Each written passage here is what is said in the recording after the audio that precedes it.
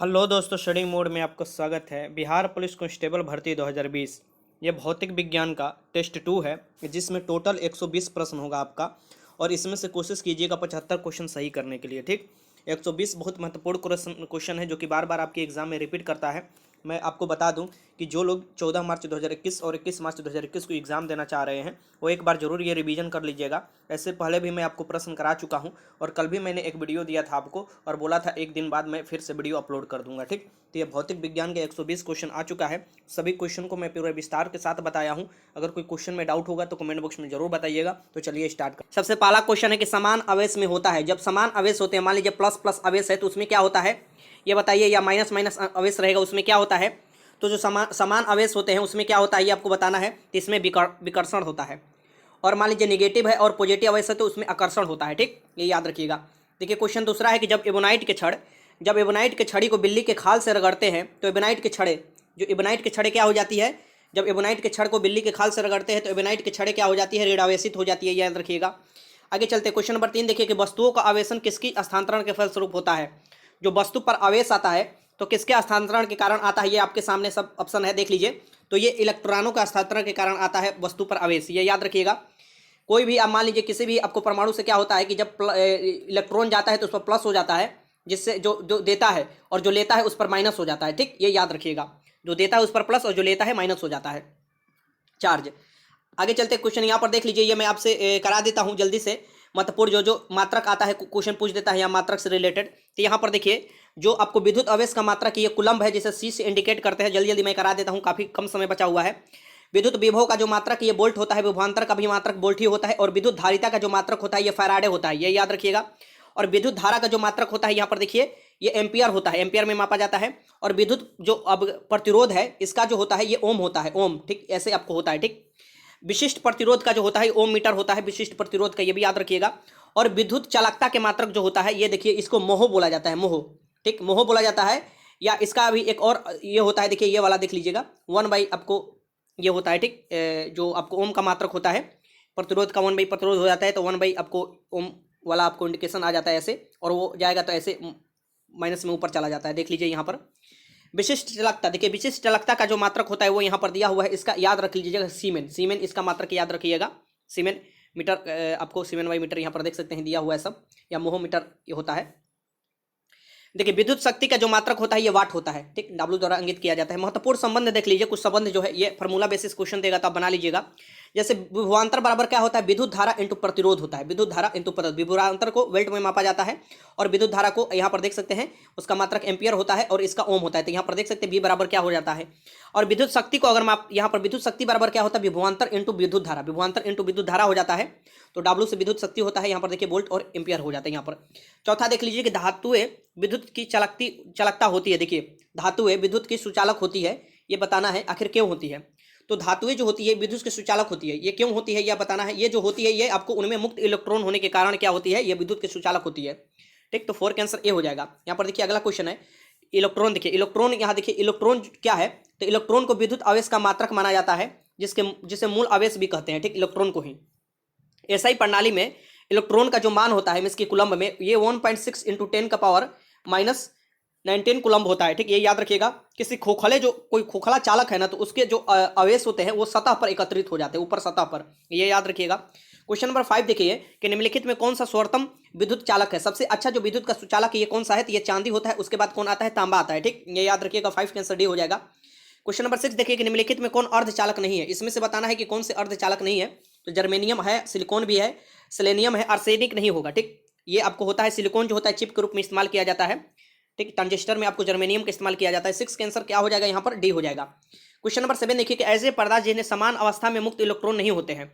ऐसे पदार्थ जिसमें समान अवस्था में तो मुक्त इलेक्ट्रॉन नहीं होते हैं, लेकिन किसी विशेष परिस्थिति जैसे उच्च ताप और अशुद्धि मिलाने पर उनमें मुक्त इलेक्ट्रॉन काम करने लगते हैं, और वो आपको किसके भांति काम करने लगता है, सुचालक में इसकी भांति काम करने लगता है। ठीक, तो वो क्या कहलाता है ये आपको बताना है। तो वो जो कहलाता है ये कहलाता है अर्धचालक। अर्धचालक में आपको कोई अशुद्धियां या आपको ताप में परिवर्तन करने पर वो चालक की भांति काम करने लगता है। ठीक, 7 का आंसर क्या हो जाएगा, डी हो जाएगा। यहाँ पर देखिए चालक किसे कहते हैं। सबसे पहले चालक, कंडक्टर। देखिए यहाँ पर वो बस वाला कंडक्टर नहीं, ये याद रखिएगा। वो पदार्थ जो अपने अंदर से आवेश को आसानी से प्रवाहित होने देता है, चालक कहलाता है। जैसे ठोस पदार्थों की विद्युत चालकता उनमें मौजूद मुक्त इलेक्ट्रॉनों की संख्या पर निर्भर करती है। ठीक, धातुओं में यह संख्या बहुत अधिक 10 के पावर 29 घन मीटर होती है। सबसे अधिक विद्युत चालक वाला चांदी है, फिर उसके बाद तांबा, सोना, एल्युमिनियम होती है। ठीक, ये याद रखिएगा, सबसे अधिक जो विद्युत की चालक है चांदी है, और ये डायरेक्ट क्वेश्चन आपके एग्जाम में आ सकता है। ठीक, यहाँ पर देखिए सभी धातु है, लोहा, चांदी, अम्लीय, जलीय, विलयन, जीवों के शरीर, पृथ्वी, ये विद्युत के चालक पदार्थ होते हैं। मीन्स इसे चालक होते हैं, ये याद रखिएगा। कि ताप बढ़ाने पर चालक पदार्थ का प्रतिरोध क्या होता है, बढ़ता है। अगर चालक पर ताप बढ़ाते हैं तो प्रतिरोध बढ़ता है, जिससे उनकी चालकता क्या होती है, घटता है। तो ताप बढ़ाइएगा तो प्रतिरोध बढ़ेगा, लेकिन चालकता क्या होती है, घटता है। ठीक, अचालक पदार्थ या कुचालक जिसे बोला जाता है। ठीक, ये देख लीजिए, वे सभी पदार्थ जिसके अंदर से आवेश प्रवाहित नहीं होने देते हैं कुचालक कहलाते हैं, जो अपने अंदर से आवेश प्रवाहित नहीं होने देते। जैसे सूखी लकड़ी, ठीक, अशुद्ध जल, कांच, एबोनाइट, रेशम, चीनी, मिट्टी, अधिकांश ये वस्तुएं अधातु के रूप में होती है। ठीक, शीशा भी। अब यहाँ पर देखिए अर्धचालक किसे कहते हैं, अर्धचालक किसे कहते हैं, यहाँ पर देख लीजिए। तो अर्धचालक ऐसे पदार्थ भी होते हैं जो समान परिस्थिति में आवेश प्रवाहित नहीं होने देते हैं, समान परिस्थिति में। ठीक, लेकिन कुछ विशेष परिस्थिति, जैसे कि उसमें उच्चतम तापमान किया जाए या कोई अशुद्धि मिलाने पर चालक की तरह वो व्यवहार करने लगते हैं। ऐसे पदार्थ को क्या कहते हैं हम लोग, ऐसे पदार्थ को कहा जाता है सेमीकंडक्टर, इसके अर्धचालक कहा जाता है। ठीक, ये याद रखिएगा। आवेश प्रवाहित होने लगते हैं, ऐसे पदार्थ को अर्धचालक करते हैं। अर्धचालक पदार्थों की चालकता ताप बढ़ाने के साथ बढ़ती है। यहाँ पर देखिए अर्धचालक की अगर चालकता है ये ताप बढ़ाने से बढ़ती है, वही चालक आपको देखिएगा कि चालक में ताप बढ़ाइएगा तो चालकता घटती है, ये याद रखिएगा। तथा ताप घटाने पर अर्धचालक की क्या होती है, चालकता घटती है। परम शून्य ताप पर अर्धचालक कुचालक की तरह व्यवहार करता है। ठीक, परम शून्य ताप पर जो अर्धचालक है ये कुचालक के रूप में व्यवहार करता है। ठीक, -273 डिग्री जो परम शून्य ताप मैंने बताया था आपको। जैसे सिलिकॉन, देखिए यहाँ पर देखिए सिलिकॉन, जर्मेनियम, ये कार्बन, यहाँ पर सेलेनियम, ये जो भी होता है ये आपको एग्जाम्पल के थ्रू पर ये अर्धचालक के रूप में होते हैं। विद्युत उपकरणों में प्रयुक्त होने वाले ट्रांजिस्टर अर्धचालक के बनाए जाते हैं। किसका, तो जर्मेनियम का बनाया जाता है। और चिप उप जो होते हैं ना वो आपको किसका बनाए जाते हैं, तो वो सिलिकॉन का बनाया जाता है। ठीक, और या तो सोलर पैनल में भी सिलिकॉन का ही उपयोग होता है। देखिए जो भी बोल रहा हूँ ये एक एक पॉइंट आप याद रखते रहिएगा, बस रिवीजन के तौर पर जो मैं बोल रहा हूँ, ठीक, उसे याद कर लीजिएगा। ये महत्वपूर्ण बोल रहा हूँ, इसे इग्नोर मत कीजिएगा। यहाँ पर देखिए अतिचालक वे पदार्थ होते हैं जो निम्न ताप पर अधिक चालक हो जाते हैं। अतिचालक किसे कहते हैं, जो निम्न ताप पर क्या हो जाते हैं, अधिक चालक हो सकते हैं। डायरेक्ट ये क्वेश्चन दे सकता है, अतिचालक किसे कहते हैं, जो निम्न ताप पर अधिक चालक हो जाते हैं। निम्न ताप पर इनका विद्युत प्रतिरोध बिल्कुल न के बराबर हो जाता है। विद्युत प्रतिरोध होता है जो कि न के बराबर हो जाता है। ये बिना किसी ऊर्जा ह्रास के विद्युत प्रवाह करने लगते हैं, ये याद रखिएगा। धातुओं में आवेश के प्रवाह, मुक्त इलेक्ट्रॉन के प्रवाह के कारण तथा द्रव और गैसों में ये आयन, जो द्रव होता है, गैस होता है, उसमें आयन के प्रवाह के कारण, ये घन या ऋण के प्रवाह के कारण होता है, ये याद रखिएगा कभी भी। ठीक, क्वेश्चन नंबर 8 देख लेते हैं। अब यहाँ से क्वेश्चन नंबर 8 है, देखिए क्वेश्चन नंबर 8 क्या कह रहा है कि ताप बढ़ाने से चालक पदार्थ की विद्युत प्रतिरोध और विद्युत चालकता पर क्या प्रभाव पड़ता है। तो मैंने बताया था कि ताप बढ़ाने पर जो चालक पदार्थ है, कंडक्टर है, उसके जो विद्युत प्रतिरोध है और विद्युत चालकता है, इस पर क्या प्रभाव पड़ता है। सबसे पहले ऑप्शन सब देख लीजिए आप। इसका आंसर क्या हो जाएगा, इसका आंसर हो जाएगा विद्युत प्रतिरोध। तो आपको ताप बढ़ाइएगा तो बढ़ेगा, लेकिन आपको विद्युत चालकता क्या हो जाती है, घटती है, ये याद रखिएगा। आगे चलते हैं। क्वेश्चन नंबर 9 है कि इलेक्ट्रॉनिक करंट का यूनिट निम्नलिखित में से कौन होता है। तो इलेक्ट्रॉनिक करंट का जो यूनिट होता है इसमें से कौन होता है, ये सभी लोग जानते होंगे, एम्पियर होता है। ठीक, ऐसे इसे इंडिकेट किया जाता है। क्वेश्चन नंबर 10 है कि प्रत्यावर्ती धारा को दिष्ट धारा में किसके द्वारा बदला जाता है। तो प्रत्यावर्ती धारा को दिष्ट धारा में बदला जाता है, ये बताना है किसके द्वारा, तो ये बदला जाता है रेक्टिफायर द्वारा, ये याद रखिएगा। आगे चलते हैं। विद्युत धारा देख लीजिए। विद्युत धारा से संबंधित क्वेश्चन जो आते हैं यहाँ से मैं आपको करा देता हूँ। देखिए थोड़ा वीडियो लंबा होगा, लेकिन मैं भी कोशिश कर रहा हूँ, क्योंकि खांसी और सर्दी के कारण आवाज़ भी थोड़ा डिफरेंट आ रहा होगा और बीच बीच में कुछ होगा भी, तो उसे मैनेज आप करते रहिएगा। क्योंकि आप लोग के द्वारा बार बार कमेंट आ रहा था, तो मैंने सोचा कि एक वीडियो दे ही देता हूं, और बार बार फिर कमेंट कीजिएगा तो फिर सेकंड वाला भी वीडियो रिलीज करना पड़ेगा। क्योंकि ये जितना भी मैं चैप्टर करा रहा हूं, या तो ये 12th में आपको पढ़ने को मिलेगा या 10th में पढ़ने को मिलेगा। 9th और 11th में जो पढ़ने को बेसिक चैप्टर मिलेगा वो मैं नहीं करा रहा हूँ, मैं सोच रहा हूँ कि वो आप किए होंगे। ठीक, ये याद रखिएगा। यहाँ पर देखिए किसी चालक के अनुप्रस्थ काट के क्षेत्रफल से प्रति सेकंड प्रवाहित होने वाली आवेश की मात्रा विद्युत धारा कहलाती है। ठीक, ये याद रखिएगा। विद्युत धारा क्या है, विद्युत धारा एक अदिश राशि है, जबकि इसके परिमाण और दिशा दोनों होते हैं, फिर भी यह क्या है, अदिश राशि है, ये याद रखिएगा। क्योंकि यह सदिशों के जोड़ के त्रिभुज का नियम पालन नहीं करती है, इसलिए ये आपको अदिश राशि है। इसे आई से प्रदर्शित किया जाता है विद्युत धारा को। विद्युत धारा क्या होती है, तो विद्युत आवेश बटा में समय। विद्युत आवेश को कूलम में और समय को सेकंड में मापा जाता है। तो विद्युत धारा के ऐसा ही मात्रक एम्पियर होता है। तो एम्पियर बराबर क्या होता है, 1 कूलम बटा में 1 सेकंड। ठीक, विद्युत धारा दो प्रकार की होती है, ये याद रखिएगा। कौन कौन, तो दिष्ट धारा एक होती है। दिष्ट धारा किसे कहते हैं, जब विद्युत धारा केवल एक ही दिशा में प्रवाहित होती है तो उसे हम लोग दिष्ट धारा कहते हैं, एक दिशा में सिर्फ प्रवाहित होती है। तो जैसे विद्युत सेल हुआ, विद्युत जनित्र से प्रवाहित होने वाली धारा, ये सभी दिष्ट धारा कहलाती है। ठीक, प्रतिवर्ती धारा अल्टरनेटिव करंट, ये कौन सी करंट आपको कहलाती है कैसे? तो प्रतिवर्ती धारा वो धारा होती है जो दिशा और परिणाम एक निश्चित समय के बाद बदलती रहती है, वो प्रतिवर्ती धारा कहलाती है। जैसे घरों में लगा पंखा, हीटर, प्रतिवर्ती धारा के विद्युत धारा जो यहाँ पर देखिए प्रवाहित होने वाली जो विद्युत धारा है, ये सभी प्रतिवर्ती धारा होते हैं। पंखा, विद्युत हीटर हुआ, आप ये सब ये याद रखिएगा, बल्ब हुआ। 11 नंबर देखिए कि एक आदर्श वोल्ट मीटर का प्रतिरोध होता है। कोई आदर्श वोल्ट मीटर है, इसका प्रतिरोध कितना होगा ये आपको बताना है। बहुत वीवीआई क्वेश्चन है इसका, जो असीमित होगा, इसकी अनंत या असीमित देगा, ये हो जाएगा आदर्श वोल्ट मीटर का प्रतिरोध, ये याद रखिएगा। यहाँ पर देखिए अमीटर किसे कहते हैं? सबसे पहले अमीटर से संबंधित क्वेश्चन आ जाएगा। यहाँ पर देखिए अमीटर का प्रयोग होता है जो विद्युत धारा की तीव्रता मापने के लिए अमीटर का प्रयोग किया जाता है। इसको कैसे बनाया जाता है? तो देखिए यहाँ पर जो गैल्वेनोमीटर में एक अत्यंत कम प्रतिरोध का शंट लगाकर, ठीक, ये अत्यंत कम प्रतिरोध का शंट लगाकर ये अमीटर का निर्माण किया जाता है। और अमीटर को किसी विद्युत परिपथ में श्रेणी क्रम में लगाया जाता है, ठीक, अमीटर को किसी विद्युत परिपथ में श्रेणी क्रम में, ये याद रखिएगा। यह एक आदर्श अमीटर का प्रतिरोध क्या होता है? ऑलवेज शून्य होता है। एक आदर्श जो अमीटर होता है उसका प्रतिरोध ऑलवेज शून्य होता है, ये याद रखिएगा। इसे श्रेणी क्रम में लगाया जाता है परिपथ में। इसके बाद वोल्ट मीटर देख लीजिए क्या होता है। तो ये विद्युत परिपथ में विद्युत विभव को मापन के लिए वोल्ट मीटर का प्रयोग किया जाता है, ठीक, विद्युत विभव के मापन के लिए वोल्ट मीटर का प्रयोग किया जाता है, ये याद रखिएगा। यहाँ पर देखिए ऊपर वाला जो क्वेश्चन था, यहाँ पर देखिए ये क्या था, ये देखिए यहाँ पर ये क्वेश्चन जो मैंने आपको कराया, यहाँ पर नीचे देखिए क्वेश्चन, ऊपर मैंने क्वेश्चन कराया आपको कहीं की जो मापा जाता है, यहाँ पर देखिए। तो ये नहीं, नीचे की तरफ क्वेश्चन मैं आपको कराऊंगा। आदर्श, ये मैंने क्वेश्चन कराया था कि आदर्श वोल्ट मीटर का प्रतिरोध क्या होता है, तो ये असीमित होता है, ये बस मैंने आपको कराया था। अमीटर के बारे में मैं आपको बता दिया। यहाँ पर देखिए ये क्या था, आदर्श वोल्ट मीटर था, ठीक। अब अमीटर के बारे में बता दिया, वोल्ट मीटर के बारे में भी मैंने बता दे रहा हूँ। यहाँ पर देखिए विद्युत परिपथ में विद्युत विभव को मापन के लिए वोल्ट मीटर का प्रयोग किया जाता है। ये विद्युत विभव को मापन के लिए वोल्ट मीटर का प्रयोग किया जाता है। यह एक उच्च प्रतिरोध वाला ग्लेनोमीटर होता है जिसे परिपथ में समानांतर क्रम में लगाया जाता है। तो ये याद रखिएगा। यहाँ पर मैंने क्या बताया, अमीटर में दोनों, इसलिए मैं आपको बार बार दिखा रहा हूँ क्योंकि कंफ्यूजन हो जाता है। जो अमीटर होता है ये क्या कहता है, विद्युत तीव्रता को मापता है, विद्युत धारा की तीव्रता को, ठीक। तो कभी भी ऑप्शन में दे कि विद्युत धारा की तीव्रता को जो होता है, जो मापन करता है वो अमीटर करता है, ठीक। और ये जो जोड़ा जाता है ये आपको श्रेणी क्रम में परिपथ में जोड़ा जाता है, ठीक। और ये गैल्वेनोमीटर में अत्यंत प्रतिरोध के कम प्रतिरोध के शंट लगाकर बनाया जाता है, ठीक। और इसका अमीटर का जो प्रतिरोध होता है ये शून्य होता है। ये चारों पॉइंट याद रखिएगा, एक तो क्वेश्चन बनेगा ही बनेगा यहाँ से। और वोल्ट मीटर देखिए, यहाँ से वोल्ट मीटर में मैंने क्या बताया कि ये आपको क्या जोड़ा जाता है, तो उच्च प्रतिरोध लगाकर श्रेणी क्रम में जोड़ा जाता है। और यह वोल्ट मीटर में परिवर्तित हो जाता है। यहाँ पर देखिए फिर से, यहाँ पर देखिए मैं आपको बता रहा हूँ इसे क्या दिया है। ये विद्युत परिपथ में श्रेणी क्रम में जोड़ा जाता है, यहाँ पर देख लीजिएगा अमीटर, ठीक। और यहाँ पर देखिए वोल्ट मीटर के बारे में देखिए, विद्युत परिपथ से विद्युत विभव को मापन के लिए वोल्ट मीटर का प्रयोग किया जाता है। यह उच्च प्रतिरोध वाला गैल्वेनोमीटर होता है जिसे परिपथ में समानांतर में लगाया जाता है। यहाँ पर देखिए परिपथ में समानांतर में लगाया जाता है, ठीक। यह एक आदर्श वोल्ट मीटर का प्रतिरोध अनंत होता है। यहाँ पर देखिए क्वेश्चन आ गया, एक आदर्श वोल्ट मीटर का जो प्रतिरोध होता है ये क्या होता है, अनंत होता है, जिसे गैल्वेनोमीटर की कुंडली में उच्च प्रतिरोध का श्रेणी क्रम में जोड़ने पर यह वोल्ट मीटर की परिवर्तित हो जाता है, ठीक। तो यहाँ पर ध्यान से देखने वाली कि जो गैल्वेनोमीटर है इसके कुंडली में उच्च प्रतिरोध का तार, यहाँ पर देखिए उच्च प्रतिरोध के तार श्रेणी क्रम में जोड़ने पर यह वोल्ट मीटर बनता है, ठीक। ये याद रखिएगा। और ऊपर के मैंने बताया अमीटर में कि गैल्वेनोमीटर में कम प्रतिरोध का तार जब जोड़िएगा तो अमीटर बनता है, लेकिन यहाँ पर उच्च प्रतिरोध का तार जोड़िएगा तो वो वोल्ट मीटर में परिवर्तित हो जाता है, ये ध्यान में रखिएगा। और जो वोल्ट मीटर परिपथ में जोड़ा जाता है ये आपको समानांतर क्रम में लगाया जाता है, ये भी याद रखिएगा। आगे चलते हैं। क्वेश्चन नंबर 12 है कि किसी परिपथ में एक बिंदु पर मिलने वाली धाराओं का बीजीय योग क्या होता है। देखिए अगर कोई परिपथ में एक आपको एक जगह पर कोई जुड़ता है, आपको कोई भी आपको क्या बिंदु पर मिलने वाली धाराओं का बीजीय योग किसी परिपथ में, ठीक, तो धाराओं का बीजीय योग क्या होता है, आपको धारा जो होती है, ये धारा में इसकी इलेक्ट्रिसिटी जो है, इलेक्ट्रिक करंट का यहाँ पर ऐसे जब एक जगह मिलेगा ना तो ये शून्य हो जाता है, ठीक। क्या हो जाता है, शून्य हो जाता है, ठीक। ये याद रखिएगा। 12 का आंसर क्या हो जाएगा, बी हो जाएगा। क्वेश्चन नंबर 13 देखिए कि एक चालक का प्रतिरोध कितना है, तो 440 ओम है।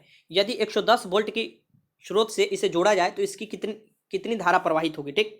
ये धारा निकालना है, आई निकालना है, तो ये क्या बन जाएगा, यहाँ पर चालक का प्रतिरोध दिया है और यहाँ पर वोल्ट दिया है, तो यहाँ पर वोल्ट लिखिए, 110 बटा में क्या कर दीजिएगा, प्रतिरोध रख दीजिए, 440 काट दीजिए, देखिए 1 बाई ये आपको 4 हो जाएगा, ऊपर से हो जाएगा। तो यहाँ पर क्या आ जाना चाहिए, 0.25 आ जाना चाहिए आपको, ये याद रखिएगा। आंसर में देखिए आ गया है, यहाँ पर देखिए 0.25 है, ठीक। ये भी हो जाएगा इसका आंसर। आगे चलते हैं, प्रतिरोध किसे कहते हैं, क्योंकि ये भी क्वेश्चन पूछता है प्रतिरोध किसे कहते हैं। यहाँ पर देखिए धारा के प्रवाह में आने वाली रुकावट को चालक का प्रतिरोध कहा जाता है। जब धारा के प्रवाह में कोई रुकावट आता है तो उस चालक का क्या कहा जाता है, उसे प्रतिरोध कहा जाता है। ठीक, प्रतिरोध मीन्स की रोध, मीन्स की रोकता है। प्रतिरोध एक आप समानता, आप मीनिंग भी जानते होंगे इसका, कोई आपका प्रतिरोध कर रहा है मीन्स की आपको रोक रहा है। ठीक, प्रतिरोध का जो मात्रक होता है ये वोल्ट आपको प्रति एम्पियर होता है, जिसे हम लोग ओम बोलते हैं। ओम, ये याद रखिएगा, वोल्ट प्रति जो एम्पियर होता है इसे ओम बोला जाता है, जो कि प्रतिरोध का मात्रक होता है जिसे ओमेगा द्वारा इंगित किया जाता है, प्रदर्शित किया जाता है, ये याद रखिएगा।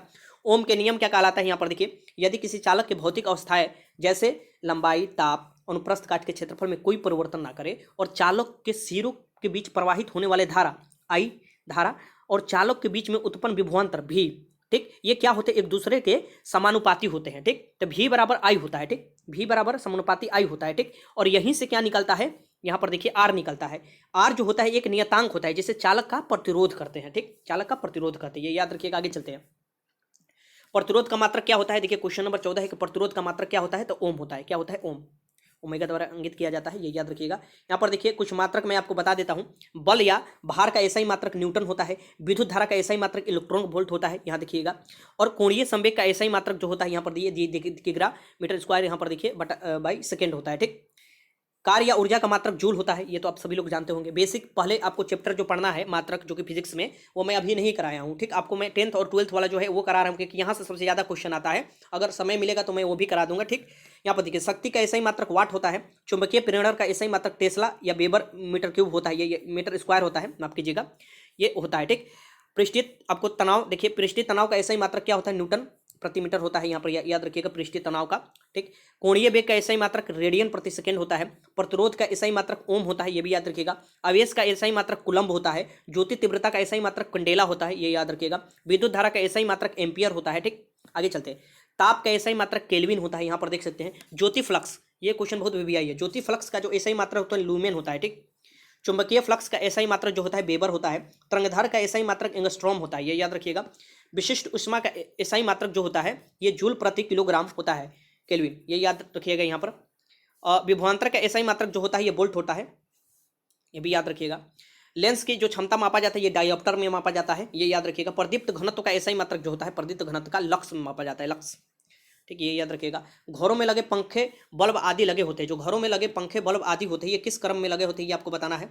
तो ये आपको बताना है, आपके सामने क्वेश्चन है। तो घर में जो पंखा उंखा लगा रहता है ना, पंखा या बल्ब जो लगे रहते हैं ये आपको समानांतर क्रम में लगते हैं। ठीक, समानांतर क्रम, तो 5 का आंसर सी हो जाएगा।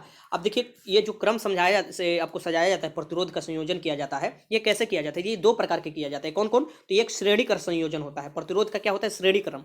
ठीक, इसमें क्या होता है कि प्रतिरोध के श्रेणीकर संयोजन में तुल्य प्रतिरोध का मान अलग अलग प्रतिरोधों के योग के बराबर होता है। मीन्स की मेन मान लीजिए प्रतिरोध ये है तो अलग अलग जो प्रतिरोध होगा उसको जोड़ दीजिए, बस उसके बराबर हो जाता है। ठीक, ये आपको क्या कहलाता है, श्रेणीकर आपको संयोजन कहलाता है। यहाँ पर देखिए श्रेणीकर में तुल्य प्रतिरोध का मान बड़ा होता है। जो मेन आपको प्रतिरोध आएगा आपको आर, उसका ऑलवेज बड़ा होता है। अर्थात अधिकतम प्रतिरोध का मान प्राप्त करने के लिए प्रतिरोधों को क्या करना चाहिए, श्रेणी क्रम में जोड़ना चाहिए। अगर आपको अधिकतम प्रतिरोध प्राप्त करना है तो प्रतिरोधों को श्रेणी क्रम में जोड़ देना चाहिए। इससे सभी चालकों के मध्य समान प्रबलता की विद्युत धारा प्रवाहित होती है, ये याद रखिएगा। इसे किस लिए जोड़ा जाता है कि सभी चालकों के मध्य में समान प्रबलता की विद्युत धारा प्रवाहित की जाती है। ठीक, और विभवांतर जो होते हैं ये अलग अलग प्रतिरोध के लिए अलग अलग होते हैं, ये भी याद रखिएगा, लेकिन विद्युत धारा समान होती है।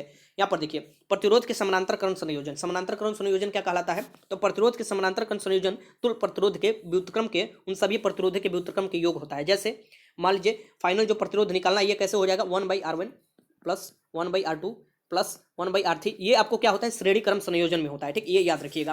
प्रतिरोधक के समानांतर श्रेणी, माफ कीजिएगा समानांतर क्रम कौन, तो 1/R बराबर 1/R1 प्लस 1/R1, ये आपको समानांतर क्रम में आता है। ठीक, जो अब याद रखिएगा प्रतिरोधों के समानांतर क्रम संयोजन में तुल्य प्रतिरोध का मान प्रत्येक प्रतिरोध के मान से कम होता है। ठीक, ये ऑलवेज याद रखिएगा। जो फाइनल प्रतिरोध है ना, ये जो निकलेगा ना, ये सभी के जोड़ के प्रतिरोध से ऑलवेज कम निकलेगा। ठीक, क्योंकि 1/, में हो रहा है, देख सकते हैं रेसिप्रोकल में हो रहा है, तो ये कम निकलता है। इस संयोजन के सभी प्रतिरोध के सिरों के उत्पन्न विभवांतर का मान क्या होता है, समान होता है। सभी प्रतिरोध के जो सिरों में विभवांतर का मान इसमें क्या होता है, समान होता है, लेकिन विद्युत धारा इसमें क्या होती है, अलग अलग होती है। ठीक, तो यही तो अंतर होता है ना, श्रेणी क्रम में जोड़िएगा तो विद्युत धारा सेम होती है लेकिन विभवांतर अलग अलग होता है। लेकिन यहाँ पर क्या हो जाता है, समानांतर क्रम में विभवांतर आपको अलग अलग हो जाता है, नहीं विभवांतर समान हो जाता है और विद्युत धारा अलग अलग हो जाती है। ठीक, तो कंफ्यूजन नहीं होना चाहिए। ठीक, क्वेश्चन नंबर 16 देखिए, किसी चालक के सिरों के बीच विभवांतर उसमें बहने वाली धारा के समानुपाती होता है, यह नियम कौन बताता है। ठीक, किसी चालक के सिरों के बीच जो विभवांतर है बीच विभवांतर उसमें बहने वाली धारा के समानुपाती होता है, मीन्स की I बराबर V होता है। ये क्या बताता है? तो अभी ने नियम बताए थे आपको, किसका नियम? तो ओम के नियम। तो इसका आंसर क्या हो जाएगा? डी हो जाएगा। देखिए कुछ कुछ बोलने में अगर जल्दीबाजी में कुछ त्रुटि होता है तो मैं उसे सुधार भी लेता हूँ, ठीक। अगर आपको भी लगे तो उसे आप सुधार दीजिएगा, कमेंट में आपको सुधार सकते हैं। अब यहाँ पर मैं आपको बता दूँ, क्योंकि आपको ज़्यादा अगर लगे कि स्पीड में हम बोल रहे हैं तो यूट्यूब फंक्शन देता है कि स्लो कर सकते हैं वीडियो ऊपर जाकर, तो स्लो कर लीजिएगा वीडियो और देख सकते हैं। अगर स्लो लगेगा तो फास्ट कर लीजिएगा। यहाँ पर देखिए विशिष्ट प्रतिरोध का एसआई मात्रक क्या होता है? विशिष्ट प्रतिरोध का जो एसआई मात्रक होता है ये आपको बताना है। तो ये जो होता है ओम मीटर होता है, ठीक, ये याद रखिएगा। अब यहाँ पर देखिए विशिष्ट प्रतिरोध किसे कहते हैं? तो यहाँ पर देखिए विशिष्ट प्रतिरोध किसी चालक का प्रतिरोध चालक की लंबाई के समानुपाती होता है। सबसे महत्वपूर्ण वीवीआई क्वेश्चन जो होता है, प्रतिरोध जो होता है ये चालक की लंबाई के समानुपाती होता है, ठीक। और चालक के अनुप्रस्थ क्षेत्रफल जो होता है उसके व्युत्क्रमानुपाती क्रमानुपाती होता है। तो इसका मतलब क्या हुआ कि जो प्रतिरोध है ये लंबाई के समानुपाती होता है, ठीक। ये एल मान लीजिए लंबाई है, ठीक, और जो क्षेत्रफल होता है उसके व्युत्क्रमानुपाती होता है, ये याद रखिएगा, ठीक। रो जो होता है, रो ना एक नियतांक होता है जिसे चालक का विशिष्ट प्रतिरोध कहा जाता है। यहाँ पर देखिए इसे रो पढ़ा जाता है। यहाँ पर देखिए विशिष्ट प्रतिरोध का जो मात्रक होता है ओम मीटर होता है। विशिष्ट प्रतिरोध का मात्रक ओम मीटर होता है। किसी चालक का प्रतिरोध उसमें विशिष्ट प्रतिरोध के यहाँ पर ये देखिए ये जरूरी नहीं, यहाँ पर देखिए यहाँ से जरूरी है। चांदी का विशिष्ट प्रतिरोध सबसे कम होता है, ठीक, इसलिए इसकी चालकता हो सबसे अधिक होती है, ठीक। विशिष्ट प्रतिरोध सबसे कम होता है और चालकता सबसे अधिक होती है, इसलिए विद्युत धारा की सबसे अच्छी चालक होती है। इसके बाद तांबा, सोना, एल्युमिनियम के स्थान आता है, ठीक। 18 देखिए एक तार की लंबाई, देखिए आ गया क्वेश्चन, एक तार की लंबाई एल मीटर है, तार को खींचकर इसको डबल कर दिया जाता है, तो आपको एल कर दिया जाता है मीटर में, तब तार का प्रतिरोध हो जाएगा। तो क्या हुआ, एल के क्या होता है, प्रतिरोध क्या होता है, एल के आपको समानुपाती होता है, मीन्स की लंबाई के समानुपाती। तो क्या हो जाएगा, दुगना हो जाएगा पहले से, क्योंकि लंबाई दुगना हो रहा है तो ये भी दुगना होगा। यही क्षेत्रफल होता तो आपको क्या हो जाता है, अनुक्रमपाती होता है तो ऑलवेज है घटता। यहाँ पर देखिए क्वेश्चन, यहाँ पर देखिए 19 है। क्वेश्चन नंबर 19 क्या कर रहा है कि एक कार बैटरी में प्रयुक्त अपघट्ट है, एक कार बैटरी में जो प्रयुक्त अपघट्ट का इस्तेमाल किया जाता है ये कौन सा है? तो इसका सल्फ्यूरिक अम्ल का, ये तो क्वेश्चन पहले भी मैंने कराया था, सल्फ्यूरिक अम्ल का इस्तेमाल किया जाता है। विद्युत सेल, देखिए विद्युत सेल क्या होता है, बैटरी अलग अलग होते हैं, ठीक। तो बैटरी के जो दो प्रकार होते हैं वो मैं आपको बता देता हूँ, क्योंकि इससे भी क्वेश्चन पूछ देता है कि कौन सा प्राथमिक सेल है कौन से द्वितीय सेल है। यहाँ पर देखिए विद्युत सेल एक ऐसी युक्ति होती है जो विद्युत परिपथ में लगातार ऊर्जा प्रवाह बनाए रखता है, जो लगातार ऊर्जा प्रवाह बनाए रखता है। विद्युत सेल रासायनिक ऊर्जा को विद्युत ऊर्जा में क्या बदलता है, ठीक, ये क्वेश्चन देता है। विद्युत सेल रासायनिक ऊर्जा को विद्युत ऊर्जा में बदलता है। यहाँ पर देखिए विद्युत सेल जो होती है ये दो प्रकार की होती है, कौन कौन? प्राथमिक सेल, देखिए प्राथमिक सेल, सबसे पहले प्राथमिक सेल किसे कहा जाता है? तो प्राथमिक विद्युत सेल वे सेल होती है जिनमें एक बार रासायनिक पदार्थ खत्म हो जाने के बाद नया रासायनिक पदार्थ डालने के बाद ही उपयोग लाया जा सकता है। अगर मान लीजिए एक बार रासायनिक पदार्थ खत्म होगा तो दोबारा रासायनिक पदार्थ डालिएगा तभी उपयोग में लाया जा सकता है। इन विद्युत सेलों को आवेशित नहीं किया जा सकता है, इन्हें आवेशित नहीं किया जा सकता, ये याद रखिएगा। मिस की आपको इनको आवेशित नहीं किया जा सकता, कि मीन्स की आपको इसमें लाइन लगाकर इनको फिर से चार्ज नहीं किया जा सकता। एक बार परीक्षा से मैं आपको ट्रिक से बता दिया।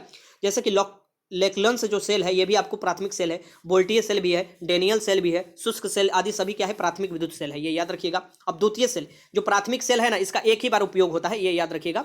और द्वितीय जो सेल है ना, द्वितीय सेल, यहाँ पर देखिए द्वितीय, ये सेल जिनको उपयोग के बाद पुनः उपयोग में लाया जा सकता है। कैसे लाया जाता है? तो इनमें देखिए, इनमें एक बार निरावेशित होने के बाद पुनः इन्हें रिचार्ज में लिया जा सकता है। अगर एक बार आवेश खत्म हो जाता है तो पुनः इन्हें आवेशित कर रिचार्ज कर लिया जा सकता है उपयोग में। इन सेलों में विद्युत ऊर्जा को रासायनिक ऊर्जा में संचय होने के कारण द्वितीयक सेलों को संचायक सेल भी कहा जाता है, ठीक। इनमें कैसे ऊर्जा संचित होता है? तो विद्युत ऊर्जा को रासायनिक ऊर्जा में संचय होने के कारण ही इन्हें द्वितीयक सेलों के संचायक सेल भी कहा जाता है, ये याद रखिएगा। जैसे कि सीसा संचायक सेल, निफे सेल, क्षारीय सेल, इन सभी का उदाहरण है द्वितीय सेल का। ये महंगे और भारी भी होते हैं और विद्युत वाहक बल प्रदान करते हैं, ये याद रखिएगा। आगे चलते हैं, क्वेश्चन नंबर 20 देखिए, शुष्क सेल कैसा सेल है, ये आपको बताना है। क्वेश्चन नंबर 20 है आपके सामने है, शुष्क सेल कैसा सेल है? तो ये आपको प्राथमिक सेल है।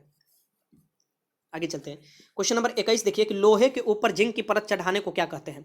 तो लोहे के ऊपर जब जिंक की परत चढ़ाया जाता है तो इसे क्या कहा जाता है, ये आपको बताना है। तो ये गैल्वेनाइजेशन कहलाता है, ठीक, गैल्वेनाइजेशन कहलाता है। लोहे के ऊपर आपको जिंक की परत चढ़ाता है। तो ये बहुत वीवीआई क्वेश्चन है, डायरेक्ट आ सकता है, याद रख लीजिएगा। क्वेश्चन नंबर 22 है कि विद्युत फ्यूज में इस्तेमाल किए जाने वाला पदार्थ टीन और सीसा का एक मिश्र धातु होता है। तो सबसे पहले ये याद रखिएगा, जो विद्युत का फ्यूज होता है ये टीन और सीसा के बनता है, ठीक, ये याद रखिएगा। ये मिश्र धातु होता है। इसका क्या गुण होता है? गुण क्या होता है? तो इसका गुण जो होता है निम्न विशिष्ट प्रतिरोध होता है और निम्न गलनांक होता है, ठीक, निम्न विशिष्ट प्रतिरोध और निम्न गलनांक होता है। 22 का आंसर सी हो जाएगा।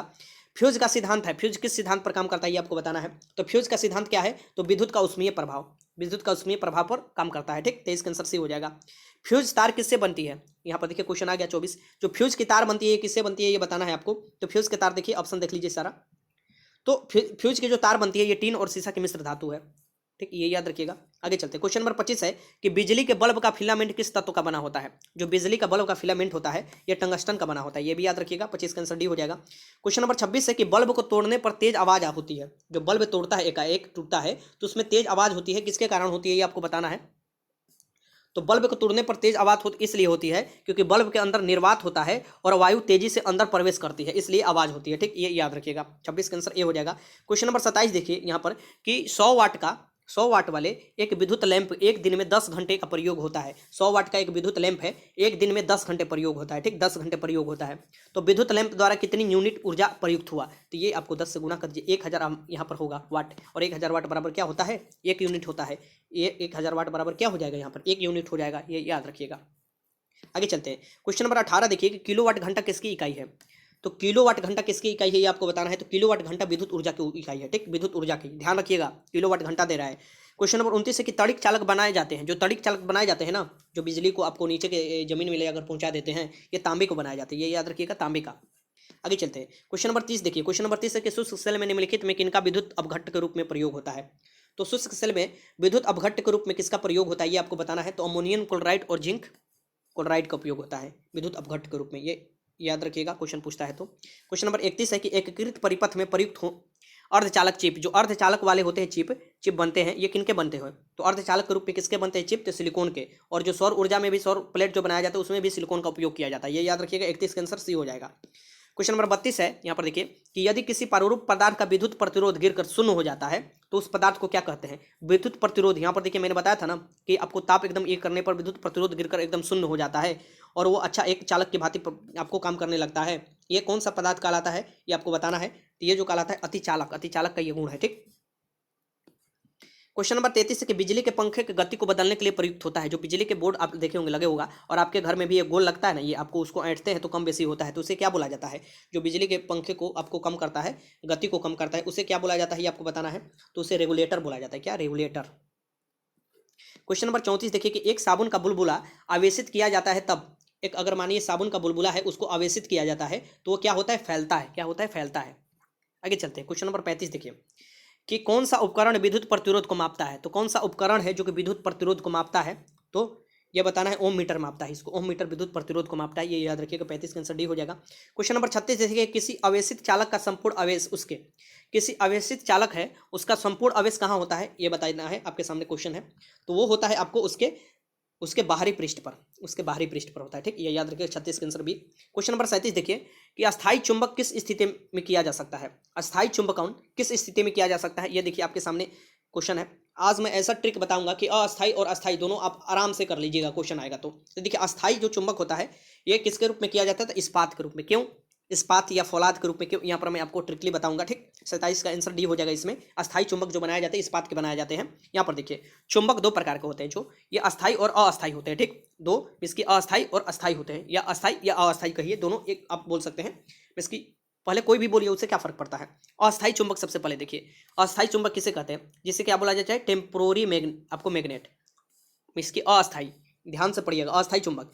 नर्म लोहे सॉफ्ट आयरन शीघ्र ही चुंबक बन जाता है। जो नर्म लोहा होता है शीघ्र ही वो चुंबक बन जाता है। ठीक, और शीघ्र ही इसका चुंबकत्व खत्म भी हो जाता है, समाप्त हो जाता है। इसलिए अस्थायी चुंबक बनाने के लिए नर्म लोहे का प्रयोग किया जाता है। ठीक, नाम से ही पता चल रहा है टेम्पोरी। तो ये जो नर्म लोहा होता है सॉफ्ट, वैसे भी सॉफ्ट के लोग जल्दी जल्दी बदल जाते हैं, कोई भी इधर उधर पल्ला बदल लेते हैं। ठीक, तो वैसे ही लोहा भी है, आपको जल्दी से चुंबक भी बन जाता है और इसका चुंबक तो जल्दी से समाप्त भी हो जाता है। इसलिए अस्थायी चुंबक बनाने के लिए नर्म लोहे का प्रयोग किया जाता है। उदाहरण के लिए विद्युत घंटी में जो उपयोग होता है वो अस्थायी चुंबक आपको नर्म लोहे, ट्रांसफार्मर में के क्रोड में, डायनोमो में, ये देखिए अस्थायी चुंबक नर्म लोहे के बनाए जाते हैं। ठीक, ये याद रखिएगा।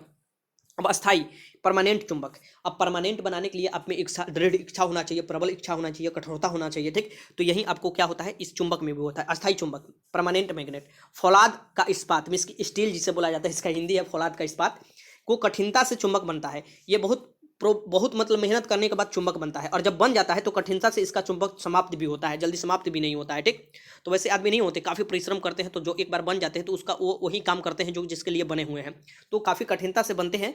या जो आपको इस्पात है चुंबक बनता है और इसकी कठिनता से ये इसका चुंबक खत्म भी होता है, इसलिए इसे क्या बोला जाता है, इसे बोला जाता है अस्थायी चुंबक। ठीक, उदाहरण के लिए लाउड स्पीकर, ठीक, द्विसूचक कोई भी चीज़ जो होता है, ग्लेवियोमीटर आदि में अस्थायी चुंबक इस्पात से ही बनाए जाते हैं, ठीक, ये याद रखिएगा। अब देखिए अस्थायी चुंबक बनाए जाते हैं, क्वेश्चन आ गया अस्थायी चुंबक किससे बनाए जाते हैं, ये आपके सामने है। अस्थायी चुंबक किससे बनाए जाते हैं, ये जो बनाए जाते हैं अस्थायी, अस्थायी नर्म लोहे, ये याद रखिएगा, नर्म लोहे से। यहाँ पर देखिए यदि एक चुंबक को दो भाग में विभक्त कर दिया जाए, मान लीजिए कोई चुंबक है, ठीक, उसको दो भाग में विभक्त किया जाए तो क्या होता है यह बताना है आपको। तो इसके दोनों पृथक पृथक चुंबक बन जाते हैं। अब चुंबक को तोड़कर देखिएगा ना, तोड़ते हैं तो दो चुंबक अलग अलग बन जाता है, ठीक, तो ये दोनों अलग अलग पृथक चुंबक बन जाते हैं। 39 का आंसर ये हो जाएगा। अब देखिए चुंबक के गुण क्या होता है, मैग्नेट का क्या गुण होता है, तो देखिए चुंबक के गुण होते हैं ना कि उनके समान, देखिए समान जो ध्रुव है ना, इसके उत्तरी ध्रुव के उत्तरी ध्रुव से मिला ये कीजिएगा ना, चिपकाने की कोशिश कीजिए, दूसरे के भागते हैं एक दूसरे से, और वहीं उत्तरी ध्रुव और दक्षिणी ध्रुव रहेगा, जैसे कि समान आवेश वाला जो होते हैं ना एक दूसरे से भागते हैं, और जो अपोजिट आवेश वाले होते हैं एक दूसरे से चिपक जाते हैं, वैसे ही इसमें भी है कि चुंबक लोहे इस्पात आदि की धातुओं को अपनी आकर्षित करने की क्षमता होती है, लोहे वोहे के इस्पात के। यदि किसी चुंबक के लोहे को बुरादे मात्रा चुंबक के दोनों सिरों पर अधिक होता है और मध्य में कम होता है, इसकी किसी भी चुंबक का चुंबकत्व जो होता है ये दोनों सिरों पर अधिक होता है और बीच में क्या होता है ये कम होता है, ठीक। इससे निष्कर्ष निकलता है कि चुंबक की आकर्षण शक्ति दोनों सिरों पर सबसे अधिक और मध्य में कम होती है। तो ये क्वेश्चन पूछ सकता है कि चुंबक की जो आकर्षण शक्ति होती है वो सबसे ज्यादा कहाँ होती है, दोनों सिरों पर, और कम कहाँ होती है, बीच में होती है, ठीक, ये याद रखिएगा। चुंबक के किनारे दोनों सिरों के चुंबक ध्रुव कहते हैं। चुंबक के किनारे के जो आपको होते हैं ना, ये उत्तरी है एक दक्षिणी होता है, ये जो मान लीजिए ये वाला और ये वाला दोनों किनारा जो हुआ, मान लीजिए एक उत्तरी हुआ एक दक्षिणी हुआ, जिसे उत्तरी ध्रुव एक को दक्षिणी ध्रुव बोला जाता है, ठीक, ये याद रखिएगा।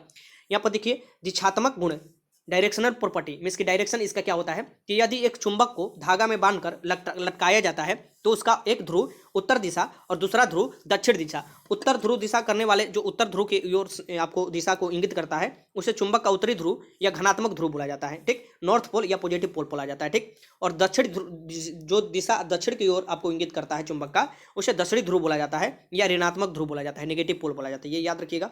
अब यहाँ पर चलिए देखिए चुंबक दक्षिणी ध्रुव या ऋणात्मक ध्रुव साउथ पोल कहते हैं, चुंबक के उत्तरी ध्रुव एन से और दक्षिणी ध्रुव साउथ से एस से आपको करते हैं, डिनोट करते हैं। यदि दंड चुंबक को दोनों ध्रुवों से होकर गुजरने वाली काल्पनिक रेखा उस चुंबक का चुंबकीय अक्ष कहलाता है, ठीक। तो दंड आपको ध्रुवों से, अगर दोनों ध्रुवों से पार होती है तो वही चुंबकीय अक्ष कहलाती है कोई रेखा, ठीक।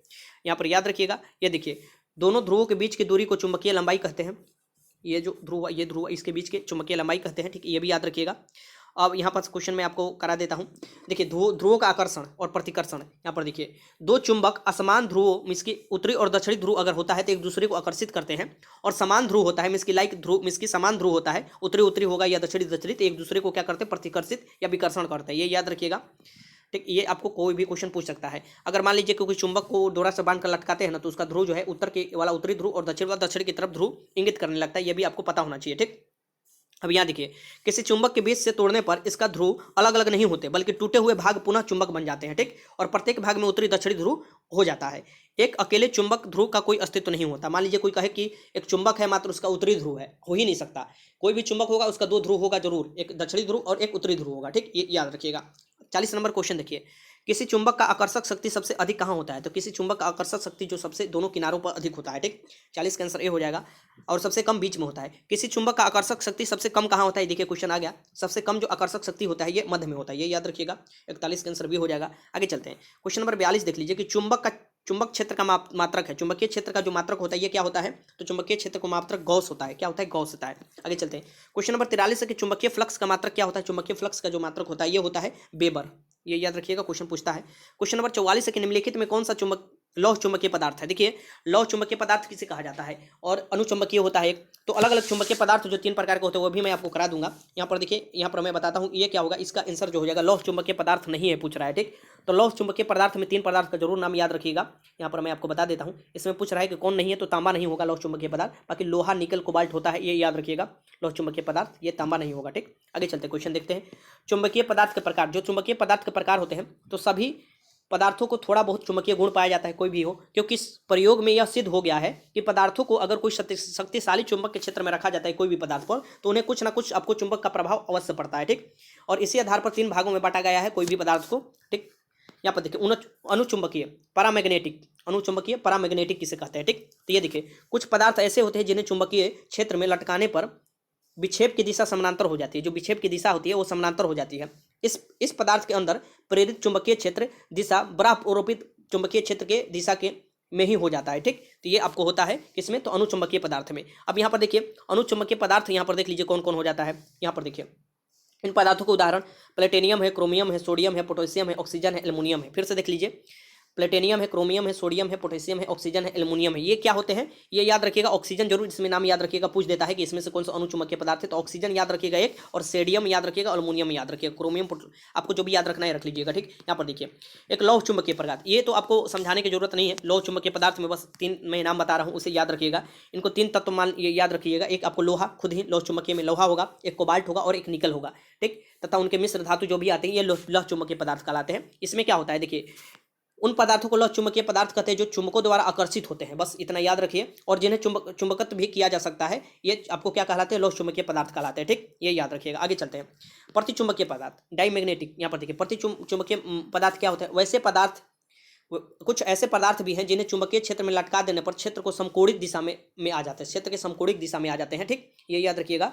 ऐसे श्रेणी पदार्थ को चुंबकीयशीलता जो होता है ये मान बहुत कम होता है और चुंबकीय प्रवृत्ति का मान ऋणात्मक होता है। ठीक, ऐसे कौन कौन पदार्थ होते हैं जो कि प्रतिचुंबकीय है? तो यहाँ पर ये याद रखिएगा, एक तांबा का नाम, चांदी का नाम, जिंक का नाम, सोना का नाम, सीसा का नाम, जल का नाम, अल्कोहल का, बिस्मथ का, हाइड्रोजन का, हवा का। ये जो भी होते हैं ये क्या होते हैं? प्रतिचुंबकीय। फिर से प्रतिचुंबकीय का मैं आपको उदाहरण बता देता हूँ, बिस्मथ, एंटीमनी, चांदी, तांबा, जिंक, सोना, सीसा, जल, अल्कोहल, हवा, हाइड्रोजन आदि। ये याद रखिएगा, कम से कम कुछ नहीं अभी याद रखना है ना, तो ये तीनों को याद रखिएगा जो लौह चुंबकीय है। तो उसमें से आप छांट कर बना सकते हैं। जैसे लौह में तो एक फेरस आपको खुद ही आएगा, लोहा, और कोबाल्ट और निकोल, ये याद रखिएगा। 45 देखिए, निम्नलिखित में कौन अणुचुंबकीय पदार्थ है? बताइए, उतना मैंने पढ़ा है आपको, बताइए अणुचुंबकीय पदार्थ कौन सा है? ठीक, अणुचुंबकीय, यहाँ पर देखिए अणुचुंबकीय पदार्थ कौन सा है। ठीक, ये आपको बताना है। तो इसमें से जो अणुचुंबकीय पदार्थ होगा कौन होगा? मैंने बताया कि याद रखिएगा कभी भी, ऑक्सीजन अणुचुंबकीय पदार्थ होगा। ठीक, आगे चलते हैं। लौह चुंबकीय पदार्थ के भीतर अणुओं की असंख्य अति सूक्ष्म संरचनाओं को क्या कहते हैं? तो लौह चुंबकीय पदार्थ के भीतर परमाणुओं के असंख्य अति सूक्ष्म संरचना जो होता है उसे हम लोग क्या कहते हैं? तो उसे जो कहा जाता है उसे बोला जाता है डोमेन। डोमेन, ये याद रखिएगा, डोमेन। क्वेश्चन नंबर 47 देखिए कि अस्थायी चुंबक किस पदार्थ का बना होता है? जो अस्थायी चुंबक बनते हैं ये किस पदार्थ के बने होते हैं ये आपको बताना है। तो ये बने यहाँ पर अस्थायी चुंबक जिस पदार्थ का बना होता है वो होता है क्या होता है? तो फेरोमैग्नेटिक होता है। जो अस्थायी चुंबक पदार्थ बना होता है वो फेरोमैग्नेटिक पदार्थ का बना होता है। ठीक, अब यहाँ पर देखिए 48 देखिए, क्वेश्चन है कि मुख्य रूप से निलंबित चुंबकीय सुई किस दिशा में टिकती है? तो आप याद रखिएगा, मुख्य रूप से निलंबित जो चुंबकीय सुई है आपको कभी भी आपको क्या होगी? तो ये जो टिकेगी आपको उत्तरी दक्षिणी दिशा में, उत्तरी और दक्षिणी। अब ऐसे भी चुंबक भी लटकाइएगा तो इसी दिशा में आपको वो इंगित करता है। क्वेश्चन नंबर 49 देखिए कि निम्नलिखित में कौन सा एक अचुंबकीय पदार्थ है? अचुंबकीय आ गया, अब बताइए इसमें से कौन सा होगा? चुंबकीय पदार्थ में क्या क्या मैंने बताया था याद रखने के लिए? लोहा, निकल, कोबाल्ट। ये क्वेश्चन पक्का आता है, ये सभी बीआई लगा लीजिएगा। पीतल यहाँ हो जाएगा या तांबा दे देगा यहाँ पर, ये सभी क्या हो जाते हैं? अचुंबकीय पदार्थ होते हैं। तो यहाँ पर देखिए ये अब अचुंबकीय पदार्थ हो जाएगा। और चुंबकीय पदार्थ क्या होते हैं इसकी? लौह चुंबकीय ये हो जाते हैं। ठीक, ये याद रखिएगा। आगे चलते हैं, क्वेश्चन नंबर 50 है कि चुंबकीय अभ्यंतर और भौगोलिक अभ्यंतर के बीच के कोण को क्या कहते हैं? तो चुंबकीय अभ्यंतर और भौगोलिक अभ्यंतर के जो बीच के कोण होते हैं उन्हें क्या कहते हैं ये आपको बताना है। ठीक, तो ये बताइए क्वेश्चन, चुंबकीय अभ्यंतर और आपको भौगोलिक अभ्यंतर के बीच के कोण को क्या कहते हैं? तो चुंबकीय दिक्पात कहते हैं। चुंबकीय दिक्पात कहते हैं, ये याद रखिएगा। आगे चलते हैं, क्वेश्चन नंबर 51 है कि निम्न में से कौन प्रतिचुंबकीय है? आ गया क्वेश्चन, निम्न में से कौन प्रतिचुंबकीय है? तो ये तो बहुत आसान क्वेश्चन, बिस्मथ। बिस्मथ जो होगा प्रतिचुंबकीय, और लोहा, निकल, कोबाल्ट ये क्या होगा? चुंबकीय होगा, लौह चुंबकीय। तो ये तो आपको आसानी है करना। ठीक, क्वेश्चन नंबर 72 है कि किसी चुंबकीय पदार्थ को विचुंबकीय किया जा सकता है। मान लीजिए कोई चुंबकीय पदार्थ हो, उसका चुंबकत्व खत्म करने के लिए क्या किया जाता है? चुंबकीय पदार्थ को विचुंबकीय पदार्थ किया जा सकता है। ये कैसे किया जा सकता है ये आपको बताना है। ठीक, तो गर्म कर किया जा सकता है और हथौड़े से पीटकर भी किया जाता है, ये याद रखिएगा। वैसे गर्म कर ये सबसे आसान तरीका है। आगे चलते क्वेश्चन देखते हैं, क्वेश्चन नंबर 53 है कि विद्युत धारा का चुंबकीय प्रभाव सर्वप्रथम अवलोकित किया गया। तो विद्युत धारा का जो चुंबकीय पदार्थ प्रभाव है ये सर्वप्रथम किसके द्वारा अवलोकित किया गया था ये आपको बताना है। ये जो अवलोकित किया जाता था ओरस्टेड द्वारा, ओरस्टेड द्वारा ये सबसे पहले विद्युत धारा के चुंबकीय पदार्थ को अवलोकित किया गया था। ये याद रखिए, बीबीआई क्वेश्चन है, 53 का आंसर भी हो जाएगा। क्वेश्चन नंबर 54 है कि निम्नलिखित कथनों में कौन असत्य है? ये बताना है कि निम्नलिखित कथनों में कौन असत्य है ये बताइए। ठीक, पढ़कर वीडियो को रोक लीजिए, अब पढ़िए। तो यहाँ पर देखिए ये असत्य कौन है? सबसे पहले सत्य में देख लेते हैं। किसी भी चुंबक के पास चुंबकीय क्षेत्र होता है, बात सही है। कोई भी चुंबक होगा तो उसका चुंबकीय क्षेत्र होगा ही होगा। विद्युत चुंबकीय प्रभाव की खोज अस्टड ने किया था, ये भी सही है, अस्टड ने किया था, ऊपर ही मैंने कराया। यदि कंपास की सुई चुंबक के निकट रखा जाए, सही बात है, अगर कंपास की कोई सुई है, ठीक, वो चुंबक के निकट रखा जाता है तो उसका उत्तरी दक्षिणी ध्रुव न रुककर किसी विशेष दिशा में रुकता है। तब आप देखिएगा कि जो उत्तरी दक्षिणी के आपको इंगित करता है ना कंपास, वो आपको किसी चुंबक के पास रखिएगा ना तो ये उत्तरी दक्षिणी ध्रुव कभी नहीं इंगित करेगा, ये किसी और ही दिशा में इंगित करने लगेगा। तो ये भी बात सही है। किसी विद्युत धारा के के आसपास चुंबकीय क्षेत्र उत्पन्न नहीं होता। सरासर गलत क्वेश्चन है, विद्युत धारा के पास भी चुंबकीय क्षेत्र उत्पन्न होता है, ये याद रखिएगा। 54 के आंसर क्या हो जाएगा, डी हो जाएगा, क्योंकि गलत पूछ रहा है, असत्य कौन है ये याद रखिएगा। क्वेश्चन नंबर 55 देखिए, क्वेश्चन नंबर 55 क्या बोल रहा है, क्वेश्चन नंबर 55 देखिए क्या बोल रहा है यहाँ पर। क्वेश्चन नंबर 55 देखिए, यहाँ पर दे रहा है कि विद्युत चुम्बकीय प्रेरण के नियम के उपयोग में निम्न में के किसके बनाने का उपयोग किया जाता है। यहाँ पर देखिए, विद्युत चुम्बकीय प्रेरण जो सिद्धांत या नियम का उपयोग निम्न में से किसको बनाने के लिए किया जाता है। ठीक, ये आपको बताना है, ये आपके सामने ऑप्शन है। ठीक, तो विद्युत चुम्बकीय प्रेरण का उपयोग किसके लिए किया जाता है, ये आपके सामने क्वेश्चन है, ये याद रखना है और ये क्वेश्चन बनाना है। ये जो किया जाता है ये किसके बनाने के लिए, जनरेटर याद रखिएगा, डी हो जाएगा इसका आंसर। 55 के आंसर क्या हो जाएगा, डी हो जाएगा। अब देखिए, विद्युत मोटर निम्न सिद्धांत के अनुसार कार्य करता है। विद्युत मोटर जो किस सिद्धांत के अनुसार कार्य करता है ये आपको बताना है। तो ये जो सिद्धांत है ये फैराडे के नियम के अकॉर्डिंग काम करता है विद्युत मोटर। ठीक, आगे चलते हैं। क्वेश्चन नंबर 57 देखिए कि ट्रांसफार्मर का कोड बनाने के लिए निम्नलिखित में से कौन सा पदार्थ का उपयुक्त होता है। तो ट्रांसफार्मर का कोड किससे, अस्थायी चुंबक का बनाया जाता है, इसकी नर्म लोहे का बनाया जाता है। ठीक, तो 57 के आंसर ए हो जाएगा। आगे चलते हैं। क्वेश्चन नंबर 58 है कि ट्रांसफार्मर का सिद्धांत आधारित है, जो ट्रांसफार्मर का सिद्धांत है ये किस सिद्धांत पर आधारित है, ये आपको बताना है। ठीक, तो ये जो आधारित है ये है विद्युत चुंबकीय प्रेरण के सिद्धांत पर, विद्युत चुंबकीय प्रेरण के सिद्धांत पर, यह याद रखिएगा। 58 के आंसर भी हो जाएगा, मुख्य परीक्षा में ऐसे क्वेश्चन पूछा हुआ था। ट्रांसफार्मर क्या है, आखिर जो बार बार हम लोग ट्रांसफार्मर देखते हैं अपने गली के जो चौराहा होता है वहाँ पर भी देखते हैं, अलग अलग जगह ट्रांसफार्मर लगाया रहता है, वो किस लिए लगाया रहता है ये बताइए। जो ट्रांसफार्मर का काम होता है ये क्या काम होता है कि एसी वोल्टता को बढ़ाने और घटाने के लिए, जो अल्टरनेटिव करंट है इसको बढ़ाने और घटाने के लिए प्रयुक्त होता है, ये याद रखिएगा। तो 59 के आंसर क्या हो जाएगा, बी। ये देखिए, लेंज के नियम किससे संबंधित है, ये आपको बताना है। लेंज का जो नियम है ये किससे संबंधित है, ये आपके सामने ऑप्शन है। तो लेंज का जो नियम है ये आपको किससे संबंधित है, तो ऊर्जा के संरक्षण सिद्धांत से संबंधित है। ऊर्जा के संरक्षण सिद्धांत यहाँ पर देखिए, ऊर्जा संरक्षण से संबंधित है। आगे चलते, क्वेश्चन नंबर 61 है कि पृथ्वी एक बहुत बड़ा चुंबक है, इसका चुंबकीय क्षेत्र किस दिशा में विस्तृत है। तो पृथ्वी एक बहुत बड़ा चुंबक है, इसका भी आपको जो चुंबकीय क्षेत्र है वो किस दिशा में विस्तृत है ये आपको बताना है। ठीक, ये बताइए इसका आंसर क्या हो जाएगा। देखिए, ये मैं आपके ऊपर छोड़ देता हूँ, छोड़ दूँ कि बता दूँ, ये बताइए। देखिए, ये क्वेश्चन जो होगा ये आपको सर्च करना है और लगाना है। ठीक, ठीक ना, क्योंकि आप भी कुछ कीजिए और आप क्वेश्चन के लिए कोई भी बुक निकाल सकते हैं और वो बुक निकाल कर ये क्वेश्चन को कीजिएगा। ठीक, वैसे मैं आपको बता दूं ये क्वेश्चन इजी है और बस चुंबक का व्यवहार के ऊपर आपको डिपेंड करना है और वो ये क्वेश्चन आप लगा सकते हैं। ठीक, तो ये आप खुद बनाइएगा, लेकिन ध्यान रखिएगा इसमें सी और डी में आपको कन्फ्यूजन होगा, इसलिए मैं बोल रहा हूँ कि ये एक पृथ्वी चुंबक के बड़ा, जो पृथ्वी एक है बहुत बड़ा चुंबक है, इसका चुंबकीय क्षेत्र की दिशा में विस्तृत है, ये आपको बनाना है और ये क्वेश्चन लगाना है। ठीक, क्वेश्चन नंबर 62 देखिए, क्वेश्चन नंबर 62 है कि एक समान चुंबकीय क्षेत्र में बल रेखाएं होनी चाहिए। जो एक समान चुंबकीय क्षेत्र की बल रेखाएं होनी चाहिए, ये बताइए क्या होनी चाहिए। तो ये एक दूसरे के समानांतर होनी चाहिए। ठीक, एक दूसरे को काटने नहीं चाहिए, एक दूसरे को क्या होनी चाहिए, समानांतर होनी चाहिए। एक समान चुंबकीय क्षेत्र में बल रेखा है। ठीक, सी हो जाएगा। आगे देखते हैं, यहाँ पर देखिए चुंबकीय बल रेखा से बहुत महत्वपूर्ण क्वेश्चन पूछे जाते हैं। तो यहाँ से देख लीजिए, मैग्नेटिक लाइन्स ऑफ फोर्स। चुंबकीय क्षेत्र में बल रेखाएं वे काल्पनिक रेखाएं हैं जो उस स्थान में चुंबकीय क्षेत्र की दिशा को सतत प्रदर्शन करती है। क्या करती है, उस चुंबकीय क्षेत्र की दिशा को सतत प्रदर्शन करती है। ठीक, चुंबकीय बल रेखा किसी भी बिंदु पर खींची गई स्पर्श रेखा उस बिंदु की चुंबकीय क्षेत्र की दिशा को प्रदर्शित करती है। देखिए यहाँ पर आ गया क्वेश्चन कि अगर चुंबकीय बल रेखा किसी बिंदु पर अगर खींची जाती है तो वो जो स्पर्श रेखा होता है वो चुंबकीय क्षेत्र की दिशा को क्या कर देता है, प्रदर्शित करता है। चुंबकीय बल रेखाएं के कुछ गुण होता है, ये यहाँ पर देख लीजिए। चुंबकीय बल रेखाएं सदैव चुंबक के उत्तरी ध्रुव से निकलती है। यहाँ पर देखिए, मान लीजिए कोई चुंबक है ना, ये मान लीजिए चुंबक है। ठीक, ये ऑलवेज उत्तरी ध्रुव से निकलती है और जाकर ऐसे घुसकर फिर ऐसे ऐसे आती रहती है। ठीक, ये याद रखिएगा, ऐसे ऐसे ऐसे। ठीक, तो ये आपको याद रखिएगा, ये क्या करती है कि उत्तरी ध्रुव से निकलती है तथा वक्र बनाते हुए दक्षिणी ध्रुव में प्रवेश कर फिर आपको चुंबक के अंदर से ही फिर उत्तरी ध्रुव से निकलती है और फिर वापस आती है। ठीक, तो ये प्रक्रिया चलते रहता है एक चुंबक के भीतर। कैसे, मैंने बताया कि ऐसे निकलती है और फिर ऐसे आती है, फिर ऐसे ऐसे ऐसे ऐसे बनते रहता है। ठीक, और फिर ऐसे इधर से भी ऐसे ऐसे ऐसे ऐसे बनते रहता है। ठीक, ये आपको प्रक्रिया है। कभी भी देखिए, यहाँ पर देखिए ये क्वेश्चन दिया हुआ था, दो बल रेखाएं एक दूसरे को कभी नहीं काटती है, कभी नहीं काटती है, ये याद रखिएगा। जो आपको दो बल रेखाएं होती है चुंबकीय, यहाँ पर देखिए चुंबकीय क्षेत्र जहाँ प्रबल होता है ना वहाँ पर जो बल रेखाएं होती है आप पास में होती है, जहाँ चुंबकीय क्षेत्र प्रबल होगा। एक समान चुंबकीय क्षेत्र वाले बल रेखाएं परस्पर समानांतर और बराबर दूरी पर होती है। अगर एक समान चुंबकीय क्षेत्र है वहां पर तो उसका जो बल रेखाएं होगी, जो चुंबकीय क्षेत्र वाले बल रेखाएं वो एक दूसरे के क्या होगी, समानांतर होगी और बराबर भी होगी, ये याद रखिएगा। ठीक, अब फ्लेमिंग के बाएं हाथ के नियम, फ्लेमिंग के बाएं हाथ के नियम मैं आपको बता देता हूं जल्दी से, और इसे आप खुद अपने हाथ से देख सकते हैं।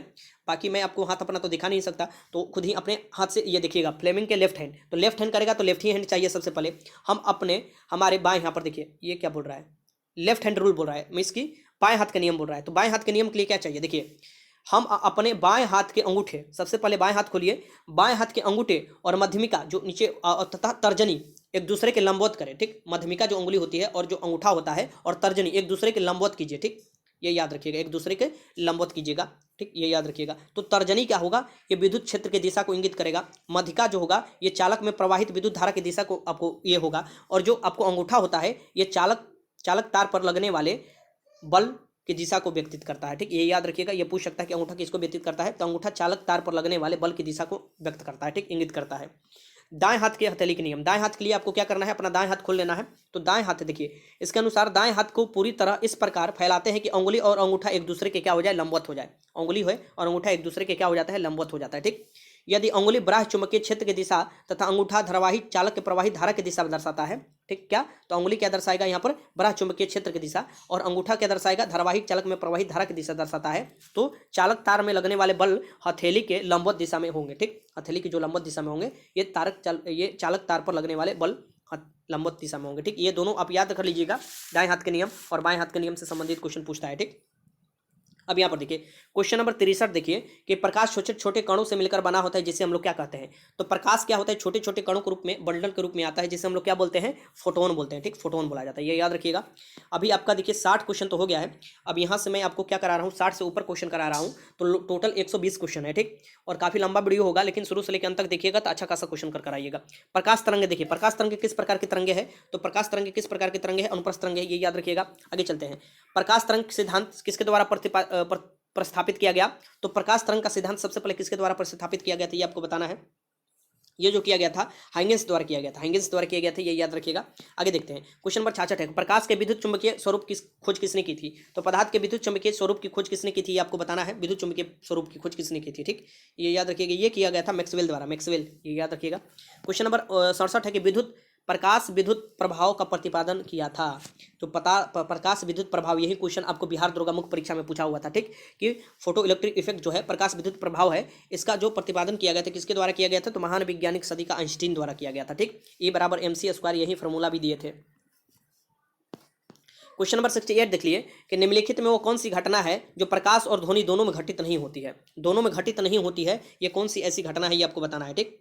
तो ये जो हो जाता है ध्रुवण, ध्रुवण जो घटना है ये प्रकाश और आपको ध्वनि दोनों में घटित नहीं होती है।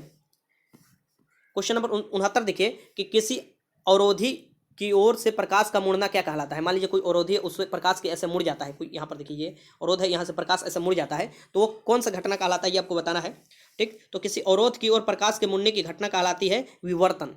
क्या कहलाती है, विवर्तन, ठीक। 70 है कि निम्नलिखित में कौन सा सिद्धांत प्रकाश के तरंग प्रकृति की पुष्टि करता है, कि प्रकाश एक तरंग की भांति व्यवहार करता है, ये कौन से सिद्धांत को पुष्टि करता है, ये आपको बताना है। तो ये जो सिद्धांत है ये व्यक्तिकरण का सिद्धांत पुष्टि करता है, ये याद रखिएगा। आगे चलते हैं, क्वेश्चन नंबर 71 देखिए कि प्रकाश के विकिरण की प्रकृति होती है, प्रकाश विकिरण की प्रकृति कैसी होती है, ये आपको बताना है। तो प्रकाश के विकिरण की जो प्रकृति होती है वो तरंग की भांति भी होती है और कण की भांति भी होती है। कण की भांति की होगी मीन्स की जो फोटोन के रूप में, बंडल के रूप में आता है कण, और तरंग की भांति भी होती है, ये याद रखिएगा। आगे देखिए, प्रकाश के चिकने पृष्ठ चकराकर वापस लौटने की घटना को क्या कहलाता है। मान लीजिए कोई चिकना पृष्ठ है, उससे प्रकाश से टकराया और वापस लौट गया, तो इस घटना को क्या कहते हैं, ये आपको बताना है। तो ये जो घटना कहलाता है ये प्रकाश का परिवर्तन कहलाता है। क्या कहलाता है, प्रकाश का परिवर्तन। देख लेते हैं यहाँ से प्रकाश के बारे में, जो भी प्रकाश से रिलेटेड क्वेश्चन बनता है। यहाँ पर देखिए सबसे पहले प्रकाश विद्युत चुंबकीय स्पेक्ट्रम है। क्या है, प्रकाश विद्युत चुंबकीय स्पेक्ट्रम है, ये याद रखिएगा, एक भाग है इसका जो वस्तुओं को देखने में समर्थ प्रदान करता है, वस्तु को देखने के लिए समर्थ प्रदान करता है हम लोगों को। यह एक प्रकार की ऊर्जा होती है जो कि विद्युत चुंबकीय तरंग के रूप में गमन करती है। तो क्वेश्चन पूछ सकता है किसके रूप में गमन करती है, तो विद्युत चुंबकीय तरंग के रूप में गमन करती है, ठीक। प्रकाश एक प्रकार का क्या है, अनुप्रस्थ तरंग है, ये याद रखिएगा। प्रकाश एक प्रकार के क्या है, अनुप्रस्थ तरंग है, अनुप्रस्थ तरंगे होती है। प्रकाश में निर्वात में सबसे अधिक चाल होती है 3 × 10⁸ मीटर प्रति सेकेंड होती है, ये आपको सबसे अधिक होती है निर्वात में चाल। और इसका अगर पानी में चाल पूछे तो यहाँ पर माफ़ कीजिएगा, यहाँ पर पानी में पूछेगा तो 2.25 हो जाता है, कम हो जाता है निर्वात से, और × 10⁸ मीटर प्रति सेकेंड होता है, ये याद रखिएगा। सबसे पहले निर्वात में याद रखिएगा 3 × 8 आपको 3 × 10⁸ पूछता है, 3 × 10⁸ मीटर प्रति सेकेंड होता है प्रकाश का चाल निर्वात में, याद रखिएगा। अगर ऐसे भी पूछे कि प्रकाश का चाल कितना होता है तो आपको क्या लगाना है, 3 × 10⁸ मीटर प्रति सेकंड, ठीक, ये याद रखिएगा। देखिए प्रदीप्त वस्तुएं किसे कहा जाता है, प्रदीप्त वस्तुएं किसे कहा जाता है, तो प्रदीप्त वस्तु उन्हें कहा जाती है जिसके पास अपना स्वयं प्रकाश हो, जैसे कि तारा उरा हो गया, सूरज हो गया, ये सब के पास अपना स्वयं प्रकाश होता है। जैसे कि विद्युत बल्ब हुआ, सूरज हुआ, लालटेन हुआ, तारा हुआ, जलता हुआ कोई कोयला, इसके पास खुद का प्रकाश होता है। अप्रदीप्त वस्तुएं किसे कहते हैं? तो अर्थ अप्रदीप्त वस्तुएं स्वयं प्रकाश से प्रकाशित नहीं होते हैं, ये किसी दूसरे के प्रकाश से प्रकाशित होते हैं। ऐसे वस्तुएं स्वयं प्रकाश उत्पन्न नहीं करते हैं, ठीक। जैसे चंद्रमा हुआ, ये सूरज के प्रकाश से प्रकाशित होता है। ग्रह हुआ कोई भी, या मेज कुर्सी, या किसी दूसरे के प्रकाश से प्रकाशित होते हैं, ठीक। प्रकाश की दोहरी प्रकृति, प्रकाश की दोहरी प्रकृति ये होती है कि प्रकाश तरंग के भांति भी व्यवहार करता है और प्रकाश कण के भांति भी व्यवहार करता है, तो ये इसका दोहरी प्रकृति कहलाता है, ठीक। तो यहाँ पर देख लीजिए, प्रकाश कभी कण के समान तथा कभी तरंग के समान व्यवहार प्रदर्शित करता है, यह उसकी दोहरी प्रकृति कहलाती है। प्रकाश की घटनाएं, यहाँ पर देखिए प्रकाश की घटनाएं कैसी होती है, जैसे कि व्यक्तीकरण, यहाँ पर देखिए व्यक्तीकरण, विवर्तन, परावर्तन, ध्रुवण, अपवर्तन आदि जो होती है, ये आपको व्याख्या जो करती है, ये तरंग सिद्धांत को व्याख्या करती है, और जो आपको कण के सिद्धांत की व्याख्या करती है। यहाँ पर देखिए, जबकि प्रकाश विद्युत प्रभाव, कृप्टान प्रभाव आदि जो है, ये प्रकाश के कणिका सिद्धांत को आपको प्रतिपादित करती है, ठीक। ये याद रखिएगा। प्रकाश के कणिका सिद्धांत न्यूटन ने दिया था। किसने दिया था? न्यूटन ने दिया था कणिका सिद्धांत। और तथा प्रकाश का तरंग सिद्धांत किसकी व्याख्या किसने की थी? तो हाइगन्सबर्ग ने की थी। हाइगनबर्ग, ये याद रखिएगा, हाइगन्स भी देता है या हाइगनबर्ग भी देगा, ठीक। ये याद रखिएगा। प्रकाश के व्यक्तीकरण देखिए, प्रकाश के व्यक्तीकरण को थॉमस यंग ने बताया था। प्रकाश के जो व्यक्तीकरण है, इसके बारे में थॉमस यंग ने बताया था। और मैक्सवेल ने क्या बताया था? तो मैक्सवेल ने विद्युत चुंबकीय गणितीय सिद्धांत को प्रतिपादित किया था। मैक्सवेल ने प्रकाश के विद्युत चुंबकीय गणितीय सिद्धांत को प्रतिपादित किया था। किसने? मैक्सवेल ने, ठीक। प्रकाश की विशेषता क्या क्या होती है, ये यहाँ पर देख लीजिए कुछ, और उसके बाद मैं आपको क्वेश्चन करा दूंगा, ठीक। यहाँ पर देखिए, प्रकाश को चलने के लिए किसी माध्यम की आवश्यकता नहीं होती है। सबसे पहला यहाँ पर याद रखिएगा, यह निर्वात में भी गमन करता है और सबसे ज्यादा निर्वात में ही तेज चलता है। प्रकाश हमेशा विद्युत चुंबकीय तरंग के रूप में गमन करती है। यहाँ पर देखिए, ये याद रखिएगा, गति करती है। प्रकाश का वेग जो होता है निर्वात में 3 × 10⁸ मीटर प्रति सेकेंड होता है, ये याद रखिएगा। सभी माध्यम में प्रकाश की चाल जो होती है, सभी माध्यमों में सबसे ज्यादा किसमें होती है? तो निर्वात में होती है। प्रकाश हमेशा सरल रेखा में गमन करता है, सीधी रेखा में गमन करता है, ठीक। जब ठोस या द्रव माध्यम में प्रवेश करता है तो प्रकाश का क्या होता है? अपवर्तन होता है, ठीक। जब ठोस या द्रव माध्यम में प्रवेश करता है प्रकाश, तो इसका अपवर्तन होता है। प्रकाश का परिवर्तन से संबंधित देख लीजिए, प्रकाश का परिवर्तन क्या कहलाता है, ठीक। तो जब प्रकाश किसी चिकने सतह पर आपतित होता है, मान लीजिए कोई चिकना सतह है, उस पर अब प्रकाश आपतित होता है, तो किरण के वापस लौटने की घटना क्या कहलाती है? परिवर्तन कहलाती है। लौट कर वो आपको वापस चला जाता है, ये आपको परिवर्तन। इसमें क्या होती है? तो आपतित सतह जितनी अधिक चिकनी होती है, उतना ही अधिक मात्रा में प्रकाश क्या करता है? परिवर्तन करता है, ठीक। ये याद रखिएगा। और जितनी खुरदरी होगी, वो उसकी मात्रा को क्या कर लेता है? अवशोषित कर लेता है, प्रकाश की मात्रा को, ठीक। तो प्रकाश के परिवर्तन के नियम देख लीजिए। प्रकाश के परिवर्तन के नियम पूछता है तो आप यहाँ पर लगा लीजिएगा, क्या होता है प्रकाश के परिवर्तन के नियम। तो आपतित किरण, परावर्तित किरण और अभिलंब एक ही तल में उपस्थित होते हैं, ठीक। एक ही तल में उपस्थित होते हैं। क्या होते हैं? तो आपतित किरण, परावर्तित किरण और अभिलंब एक ही तल में अब क्या होते हैं? अवस्थित होते हैं या उपस्थित होते हैं, ठीक। और आपतन कोण का मान, यहाँ मान लीजिए ये आपतन कोण हुआ, ठीक, और ये परिवर्तन कोण हुआ, ठीक। इसका मान बराबर होता है ऑलवेज, ठीक। ये याद रखिएगा। प्रकाश में ध्रुवण की घटना, यहाँ पर देखिए, प्रकाश में ध्रुवण की घटना, यह सिद्ध होता है कि प्रकाश की तरंगे आपको क्या है? तो ये ध्रुवण की घटना सिद्ध करता है कि यह एक अनुप्रस्थ तरंग है प्रकाश, ठीक। आगे चलते हैं, क्वेश्चन नंबर देखिए अगला, प्रकाश तरंगों के ध्रुवण। प्रकाश तरंगों में ध्रुवण जो होता है, ये क्या कहलाता है, ये आपको बताना है। तो यहाँ पर देखिए, ये देखिए, प्रकाश जो है विद्युत चुंबकीय अनुप्रस्थ तरंग होती है। प्रकाश की किरण की चलने की दिशा उसके कंपन की दिशा के लंबवत होती है, ठीक। कंपन की दिशा से साधारण प्रकाश में कंपन तरंग की गति के लंबवत तल में प्रत्येक दिशा में सम्मिलित होता है। जब प्रकाश तरंग के कंपन प्रकाश संसरण की दिशा में लंबवत तल में एक ही दिशा में हो, तो प्रत्येक दिशा सम्मिलित ना हो, तो इस घटना को क्या कहते हैं? ध्रुवण कहते हैं, ठीक। ये याद रखिएगा। 74 देखिए कि प्रकाश का वेग सर्वप्रथम किसने आपको यहाँ पर किसने ज्ञात किया था? प्रकाश का वेग, बहुत महत्वपूर्ण क्वेश्चन है। प्रकाश का वेग सबसे पहले जो ज्ञात किया था, ये रोमर ने ज्ञात किया था, रोमर। आगे चलते, क्वेश्चन नंबर 75 कि सूर्य की रोशनी को पृथ्वी तक पहुंचने में लगभग कितना समय लगता है? ये देखिए आपके सामने ऑप्शन है, तो ऑप्शन भी यहाँ पर देख सकते हैं। तो लगभग 8 मिनट अगर देता है, 8, 7, 6 ऐसे देता है मिनट, तो और यहाँ पर लगता है 8.18 सेकेंड भी लगता है, मींस की 8 मिनट 18 सेकेंड के करीब लगता है सूर्य की रोशनी पृथ्वी तक पहुंचने में। यहाँ पर देख लीजिए, यहाँ पर देखिए दिया हुआ है कि आपको प्रकाश सूर्य से पृथ्वी तक आने में यहाँ पर देखिए 499 सेकेंड, मींस की 8 मिनट और 19 सेकेंड के करीब या 18 सेकेंड के करीब लगता है। इसी प्रकार चंद्रमा से प्रकाश को पृथ्वी तक आने में 1.28 सेकेंड लगता है मात्र, मींस की 1.28 सेकेंड लगता है। ये समय याद रखिएगा, ठीक। सूर्य ग्रहण के समय सूर्य का कौन सा भाग दिखाई देता है? क्वेश्चन है। तो सूर्य ग्रहण के समय जो सूर्य का भाग दिखाई देता है उसे क्या बोला जाता है? किरीट बोला जाता है, जिसे कोरोना, अभी जो कोरोना हो रहा है ना, कोविड-19, ये नहीं, ठीक। ये सूरज का भाग दिखाई देता है सूर्य ग्रहण के समय, ये याद रखिएगा, किरीट या कोरोना। क्वेश्चन नंबर 77 देखिए कि चंद्र ग्रहण घटित होता है। चंद्र ग्रहण कब घटित? देखिए सूर्य ग्रहण, चंद्र ग्रहण क्या कहलाता है? देखिए सूर्य ग्रहण कब कहलाता है और चंद्र ग्रहण कब कहलाता है? जैसे पृथ्वी हुआ और ये सूरज हुआ, बीच में चंदा आ गया, तो चंदा क्या कहता है? सूरज का कुछ प्रकाश रोक लेता है, इसलिए सूर्य ग्रहण लग जाता है, ठीक। और यही चंद्र ग्रहण क्या हुआ? तो चंदा ये हुआ और पृथ्वी हुआ, ठीक, और ये हुआ सूरज, तो ये आपको बीच में पृथ्वी आ जाएगा तो क्या हो जाता है, चंद्र ग्रहण आ जाता है। ठीक, ये याद रखिएगा, ऐसे क्वेश्चन बनता है तो ये चंद्र ग्रहण। अब पूछ रहा है यहाँ पर सूर्य ग्रहण के समय, ये देखिए आगे नीचे क्वेश्चन है कि चंद्र ग्रहण घटित कब होता है। जो चंद्र ग्रहण घटित होता है ये कब होता है, ये आपको बताना है। ये देखिए ऑप्शन मैं आपको सामने दिखा देता हूँ। तो चंद्र ग्रहण ऑलवेज कब घटित होता है, पूर्णिमा के दिन। यहाँ पर देखिए चंद्र ग्रहण पूर्णिमा के दिन घटित होता है। वैसे सूर्य ग्रहण कब घटित होता है, तो सूर्य ग्रहण कब घटित होता है, अमावस्या के दिन। अमावस्या का दिन ये याद रखिएगा, बुताहा फिल्म में अमावस्या के दिन आप देखे होंगे। ठीक, क्वेश्चन नंबर 79 देखिए कि पानी से भरे किसी बर्तन में पड़ा हुआ सिक्का किस कारण थोड़ा उठा हुआ प्रतीक होता है।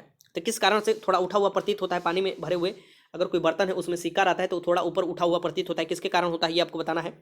ठीक, ये बताइए किसके कारण होता है, तो ये होता है प्रकाश के अपवर्तन के कारण। किसके कारण, प्रकाश के अपवर्तन के कारण होता है। ठीक, प्रकाश के अपवर्तन से संबंधित मैं आपको कुछ बता देता हूं जो कि आपसे पूछ देता है। देखिए ये आपको मैं बता रहा हूं कि जो भी जरूरी है वही बता रहा हूं क्योंकि काफी लंबा वीडियो हो चुका है। यहाँ पर देखिए क्या होता है प्रकाश के अपवर्तन में, जब प्रकाश किसी विरल माध्यम से सघन माध्यम में प्रवेश करती है तो अभिलंब की ओर मुड़ जाती है। तो विरल माध्यम से सघन माध्यम में आ गया तो अभिलंब की ओर मुड़ जाएगी, और इसी प्रकार अगर सघन माध्यम से विरल माध्यम में जाएगी तो वो अभिलंब से क्या हो जाती है, दूर हट जाती है, और यही जो आपको घटना कहलाती है प्रकाश का अपवर्तन कहलाती है। ठीक, यहाँ पर देखिए प्रकाश विभिन्न माध्यमों में भिन्न भिन्न चाल से चलती है, इसी कारण इसका अपवर्तन का घटना होती है। ठीक, अपवर्तन की घटना में प्रकाश की चाल, तरंगदैर्घ्य और प्रकाश की तीव्रता में परिवर्तन आता है, लेकिन किसमें नहीं परिवर्तन आता है, तो प्रकाश की आवृत्ति में कभी परिवर्तन नहीं आता है। ठीक, अपवर्तन में अपवर्तन के नियम याद रख लीजिए क्या क्या है। तो अपवर्तन के नियम देख लीजिए। अपवर्तन की घटना में आपतित किरण, परावर्तित किरण तथा अभिलंब तीनों एक ही समतल में स्थित होते हैं। तीनों एक ही समतल में स्थित होते हैं। आपतन कोण की जया, ठीक, और परावर्तन कोण की जया क्या होते हैं कि जया के अनुपात एक क्या होता है, स्थिरांक होता है। ठीक, ये याद रखिए। यहाँ से मैं आपको बता देता हूँ, साइन मिस की आपतन कोण की जया और बटा में साइन आर मिस की परावर्तन कोण की जया एक कांस्टेंट आता है। ठीक, कांस्टेंट आता है जिसे स्नेल के नियम कहते हैं। ठीक, निरपेक्ष अपर्तनांक नहीं पूछेगा कभी भी आपसे, अगर ये आपको याद रखना चाहिए। देखिए जो अपर्तनांक है यहाँ से याद रखिएगा, अपर्तनांक का जो मान होता है भिन्न भिन्न प्रकाश के लिए भिन्न भिन्न होता है और अलग भी होता है। जैसे लाल प्रकाश के लिए सबसे कम तथा बैगनी प्रकाश के लिए सबसे अधिक अपर्तनांक का मान सबसे अधिक होता है, ये याद रखिएगा। अपर्तनांक का मान तरंगदैर्घ्य के बढ़ने के साथ साथ बढ़ता है। अपर्तनांक का जो मान है तरंगदैर्घ्य बढ़ता है तो बढ़ता है, तथा आपको तापमान के बढ़ने के साथ साथ अपर्तनांक का मान घटता है, ये भी याद रखिएगा। इसे एन से प्रदर्शित किया जाता है। एन बराबर क्या होता है, निर्वात में चाल और आपको माध्यम में चाल। एन बराबर क्या होता है, अपर्तनांक को निर्वात में प्रकाश की चाल और माध्यम में प्रकाश की चाल को कहते हैं। और विभिन्न पदार्थों का अपर्तनांक भिन्न भिन्न होता है, लेकिन मात्र इस एक का याद रख लीजिएगा, हीरे का अपर्तनांक सबसे ज्यादा होता है। कितना होता है, तो 2.42 होता है। 2.42 होता है हीरे का अपर्तनांक, डायरेक्ट पूछ देता है। ठीक, या तो क्राउन कांच का पूछेगा, ये हीरे का है। क्राउन कांच का 1.51 होता है, ये भी याद रखिएगा। प्रकाश के अपवर्तन के कारण घटनाएं जो जो होती है ये आपको मैं बता देता हूँ। देखिए पूरा विस्तृत रूप से मैं नहीं बताऊंगा, देखिए नोट्स तो पूरा विस्तृत लिए बनाया था लेकिन मैं बताऊंगा नहीं, बस यहाँ पर शॉर्ट में बता देता हूँ। प्रकाश के अपवर्तन को होने वाली घटना जो है, जो रात में तारे टिमटिमाते हैं, ये होता है सबसे पहले। इसका जो रात में तारा टिमटिमाता है किसके, तो प्रकाश के अपवर्तन के कारण। पानी से भरी हुई तल्ली में कोई पड़ा हुआ सिक्का ऊपर उठा हुआ दिखाई देता है, ये भी आपको प्रकाश के अपवर्तन के कारण ही होता है। जल के अंदर अगर कोई मछली होती है तो वो आपको वास्तविक गहराई से कुछ ऊपर उठी हुई दिखाई देती है। तो अगर पूछा जाए कि अगर जल में मछली को मारना है तो कैसे मारिएगा, तो जो मछली दिखाई देती है उसके नीचे आपको मारना पड़ेगा, तब जाकर मछली पर लगता है। ठीक, ये याद रखिएगा, इसी के कारण होता है। जल में कोई डूबी हुई छड़ होती है वो टेढ़ी दिखाई देती है, इसी के कारण होता है, ये भी याद रखिएगा। सूर्योदय के समय पहले या सूर्यास्त के कुछ समय बाद सूरज के क्षैतिज के नीचे होने पर भी दिखाई देते हैं, आपको नीचे होने पर भी दिखाई देते हैं सूर्योदय या सूर्यास्त होने के बाद भी, यह भी अपवर्तन के कारण ही। आगे देखिए क्वेश्चन नंबर 80 देख लीजिए। क्वेश्चन नंबर 80 क्या है कि जब प्रकाश की किरण विरल माध्यम से सघन माध्यम में जाती है तो होता है। तो मैंने आपको बताया जब प्रकाश की किरण जो विरल माध्यम से अगर सघन माध्यम में जाएगी तो ये क्या होता है, अभिलंब की ओर झुक जाती है। अभिलंब की ओर झुक जाती है, ये याद रखिएगा। 80 का बी हो जाएगा। मेरिचिका, मेरे जैसे बोला जाता है, मेरिचिका के बारे में बता दूं कि घटना क्या होती है। जो मेरिचिका होती है इसमें क्या होता है कि आप देखिएगा कि गर्मी के दिनों में रोड पर पानी दिखाई देता है लेकिन जाने पर नहीं मिलता है, या रेगिस्तान वाले क्षेत्र में देखिएगा कि पेड़ वैसा दिखाई देगा लेकिन मिलेगा नहीं, और चाहे आपको हिरन दिखाई देगी लेकिन वहां जाने पर हिरन मिलती नहीं है, यही मेरिचिका होती है। और ये किसके कारण होता है, तो ये पूर्ण आंतरिक परिवर्तन, टोटल इंटरनल रिफ्लेक्शन के कारण होता है, ये याद रखिएगा। अब ये देखिए क्रांतिक कोण, बस इतना जान लीजिए क्रांतिक कोण क्या होता है, और ये आपको जैसे जैसे क्रांतिक कोण के कारण ही टोटल इंटरनल रिफ्लेक्शन होता है, ये याद रखिएगा, बस इतना याद रखिए। अब ज़्यादा मैं यहाँ पर नहीं बताऊंगा क्योंकि काफ़ी लंबा वीडियो बन चुका है और ज़्यादा बताने के चक्कर में पता चलेगा कि और कुछ नहीं आपको बता पाया। ठीक, प्रकाश की किरण जब किसी सघन माध्यम से विरल माध्यम में प्रवेश करती है तो आपतन कोण का मान क्रांतिक कोण के मान से अधिक हो जाता है। क्या होता है, आपतन कोण का मान हो जाता है क्रांतिक कोण से अधिक हो जाता है, जिससे विरल माध्यम में प्रकाश किरण अपवर्तन नहीं हो पाता है, बल्कि संपूर्ण प्रकाश क्या होता है, परिवर्तित होकर सघन माध्यम में ही वापस लौट जाता है। इसी के कारण से इस घटना को क्या कहा जाता है, पूर्ण आंतरिक परिवर्तन कहा जाता है। ठीक, ये याद रखिएगा, उसमें ही वापस लौट जाती है, प्रकाश बाहर नहीं निकल पाती है।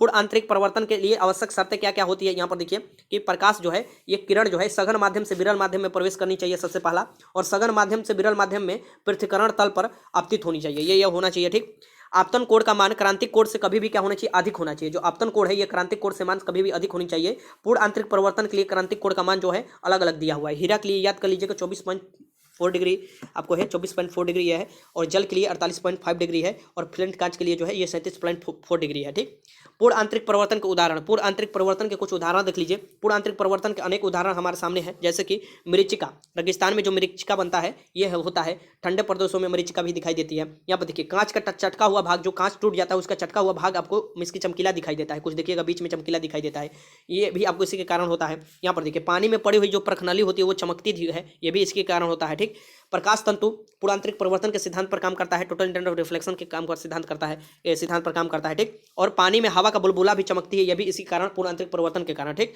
और कालिक से पोता हुआ कोई गोला होता है तो वो चमकता है किसके कारण, पूर्ण आंतरिक परिवर्तन के कारण ही चमकता है। ठीक, हीरे में क्या होता है तो पूर्ण आंतरिक परिवर्तन ही होता है, ये याद रखिएगा। हीरे का जो क्रांतिक कोण का होता है ये बहुत ही कम 24 डिग्री के करीब होता है, मैंने ऊपर ही बताया था आपको, ये भी याद रखिएगा। रेगिस्तान में मरीचिका बनता है, ये आपको पूर्ण आंतरिक परिवर्तन, तो ये याद रखिएगा। ऐसे क्वेश्चन पूछता है तो आपको लगा लेना है। आगे चलते हैं, आगे जो क्वेश्चन मैं आपको करा रहा हूँ यहाँ पर देखिए। ठीक, इंडोस्कोप भी है, यहाँ पर देखिए इंडोस्कोप भी किस सिद्धांत पर काम करता है तो पूर्ण आंतरिक परिवर्तन के काम पर, जो कि आपको क्या करता है, निरीक्षण करता है शरीर के आंतरिक भागों को, ये याद रखिएगा। ठीक, क्वेश्चन नंबर 82 देखिए कि इंद्रधनुष तब बनते हैं जब प्रकाश, सूरज का प्रकाश, इंद्रधनुष कब बनता है, जब सूरज का प्रकाश, ये आपको बताना है, आपके सामने ऑप्शन है। तो इंद्रधनुष कब बनता है, जब सूरज के प्रकाश क्या होता है, वायुमंडल में जो वर्षा के बूंद है उस पर पड़ने पर छितरा जाता है, और अपवर्तन और इसमें भी पूर्ण आंतरिक परिवर्तन होने के कारण ही क्या होता है, आपको ये बनता है। ठीक, ये हो जाएगा। आगे देखते हैं क्वेश्चन नंबर 83 कि इंद्रधनुष कितने रंगों में दिखता है। जो इंद्रधनुष है ये 7 रंगों में दिखता है। यहाँ पर देखिए क्वेश्चन नंबर 84 है कि प्रकाशीय फाइबर किस सिद्धांत में, इसके ऑप्टिकल फाइबर है ये किस सिद्धांत पर काम करता है, तो ऑप्टिकल फाइबर का जो सिद्धांत है यह है पूर्ण आंतरिक परिवर्तन, ये याद रखिएगा। ये याद किसके कारण, यहाँ पर देखिए 84 क्वेश्चन है यहाँ पर, पूर्ण आंतरिक परिवर्तन के कारण, 84 के आंसर डी हो जाएगा। आगे नंबर 85 है किसके कारण आकाश नीला दिखाई देता है। यहाँ पर देखिए किसके कारण आकाश नीला दिखाई देता है, तो आपके सामने ऑप्शन देखिए ये है, तो ये प्रकीर्णन के कारण, प्रकीर्णन के कारण आकाश नीला दिखाई देता है, समुद्र भी नीला दिखाई देता है, ये याद रखिएगा। यहाँ पर चलिए प्रकाश के प्रकीर्णन क्या कहलाती है, यहाँ से मैं अब झट से आपको मात्र 1 सेकंड का नोट्स है, मैं आपको 1 सेकंड नहीं है मतलब कुछ है नोट्स, लंबा हो जाएगा। जब प्रकाश किसी ऐसे माध्यम में प्रवेश करती है जिसमें धूल या अन्य सूक्ष्म पदार्थ के कण मौजूद हो तो उन पर कणों से टकराकर सभी दिशाओं में फैल जाती है, जो प्रकाश होती है, इसी घटना को प्रकाश का प्रकीर्णन कहते हैं। ठीक, प्रकाश के प्रकीर्णन के जो उदाहरण है ये निम्नलिखित उदाहरण, जैसे कि आकाश का रंग सूरज के प्रकीर्णन के कारण ही नीला दिखाई देता है, ये याद रखिएगा, क्योंकि जो प्रकीर्णन होता है नीला का ये सबसे ज़्यादा होता है और लाल का जो होता है ये सबसे कम होता है, ये भी याद रखिएगा। और आगे चलते हैं, लाल रंग का देखिए सबसे कम होता है प्रकीर्णन, यहाँ पर साफ साफ दिया हुआ है, ये देखिए हम दिखा रहे हैं आपको यहाँ पर। ठीक है, यहाँ पर देखिए चूंकि बैगनी रंग का प्रकीर्णन सबसे अधिक होता है और लाल रंग का क्या होता है, सबसे कम होता है, इसीलिए देखिएगा कि जो आपको रेलवे में इस्तेमाल, रेलवे में जो वो बनाया जाता है ना, लाल लाल लगाकर बत्ती या रोड पर बत्ती लगाया जाता है, वो आपको सिग्नल के रूप में इसका प्रकीर्णन कम होता है, इसीलिए लाल का लगाया जाता है। ठीक, ये याद रखिएगा। आगे चलते हैं, सूरज उगते और डूबते समय भी आपको लाल दिखाई देता है, किसके, तो प्रकाश के प्रकीर्णन के कारण ही दिखाई देता है, ये भी याद रखिएगा। जब सूरज दिन के आपके समय जो सिर के ऊपर रहता है, इसके दिन के समय सर के ऊपर रहता है तो प्रकाश वायुमंडल में कम दूरी तय करनी पड़ती है, जिससे प्रकीर्णन कम होती है और सूरज सफेद दिखाई देता है, ये याद रखिएगा। समुद्र का पानी भी नीला दिखाई देता है, किसके कारण, तो यही प्रकाश के प्रकीर्णन के कारण दिखाई देता है, ये याद रखिएगा। कि जब अंतरिक्ष नहीं रहे, इसकी मान लीजिए, माफ कीजिएगा, जब वायुमंडल नहीं रहता है, मान लीजिए अंतरिक्ष में कोई व्यक्ति गया है, ठीक, जब अंतरिक्ष में कोई गया है या चंद्रमा पर, वहां पर खड़ा होकर अगर देखता है तो आकाश काला दिखाई देता है, क्योंकि वहां पर क्या होता है, वायुमंडल नहीं होता है, ये याद रखिएगा। आगे चलते हैं, क्वेश्चन देखते हैं, क्वेश्चन नंबर 86 देख लीजिए कि सूर्योदय और सूर्यास्त के समय वायुमंडल लालिमा किस प्रकार छा जाती है। सूर्योदय या आपको ये बताना है, सूर्यास्त के समय वायुमंडल में लालिमा जो छाती है ये किसके कारण छाती है, ये आपको पूछता है, तो प्रकाश के प्रकीर्णन के कारण छाती है। ठीक, 86 का आंसर डी हो जाएगा। साबुन के पतले झाग में चमकदार रंगों का बनना किस परिघटना का उदाहरण है, तो यहाँ पर देखिए यह परिणाम है, साबुन के पतले झाग में जो चमकदार रंग का बनना होता है ये आपको बहुलित परिवर्तन और व्यक्तिकरण के उदाहरण होते हैं। ठीक, व्यक्तिकरण, ये याद रखिएगा। आगे देखते हैं, अब देखिए यहाँ पर व्यक्तिकरण जो है इसके बारे में मैं आपको बता देता हूँ, ये क्या होता है।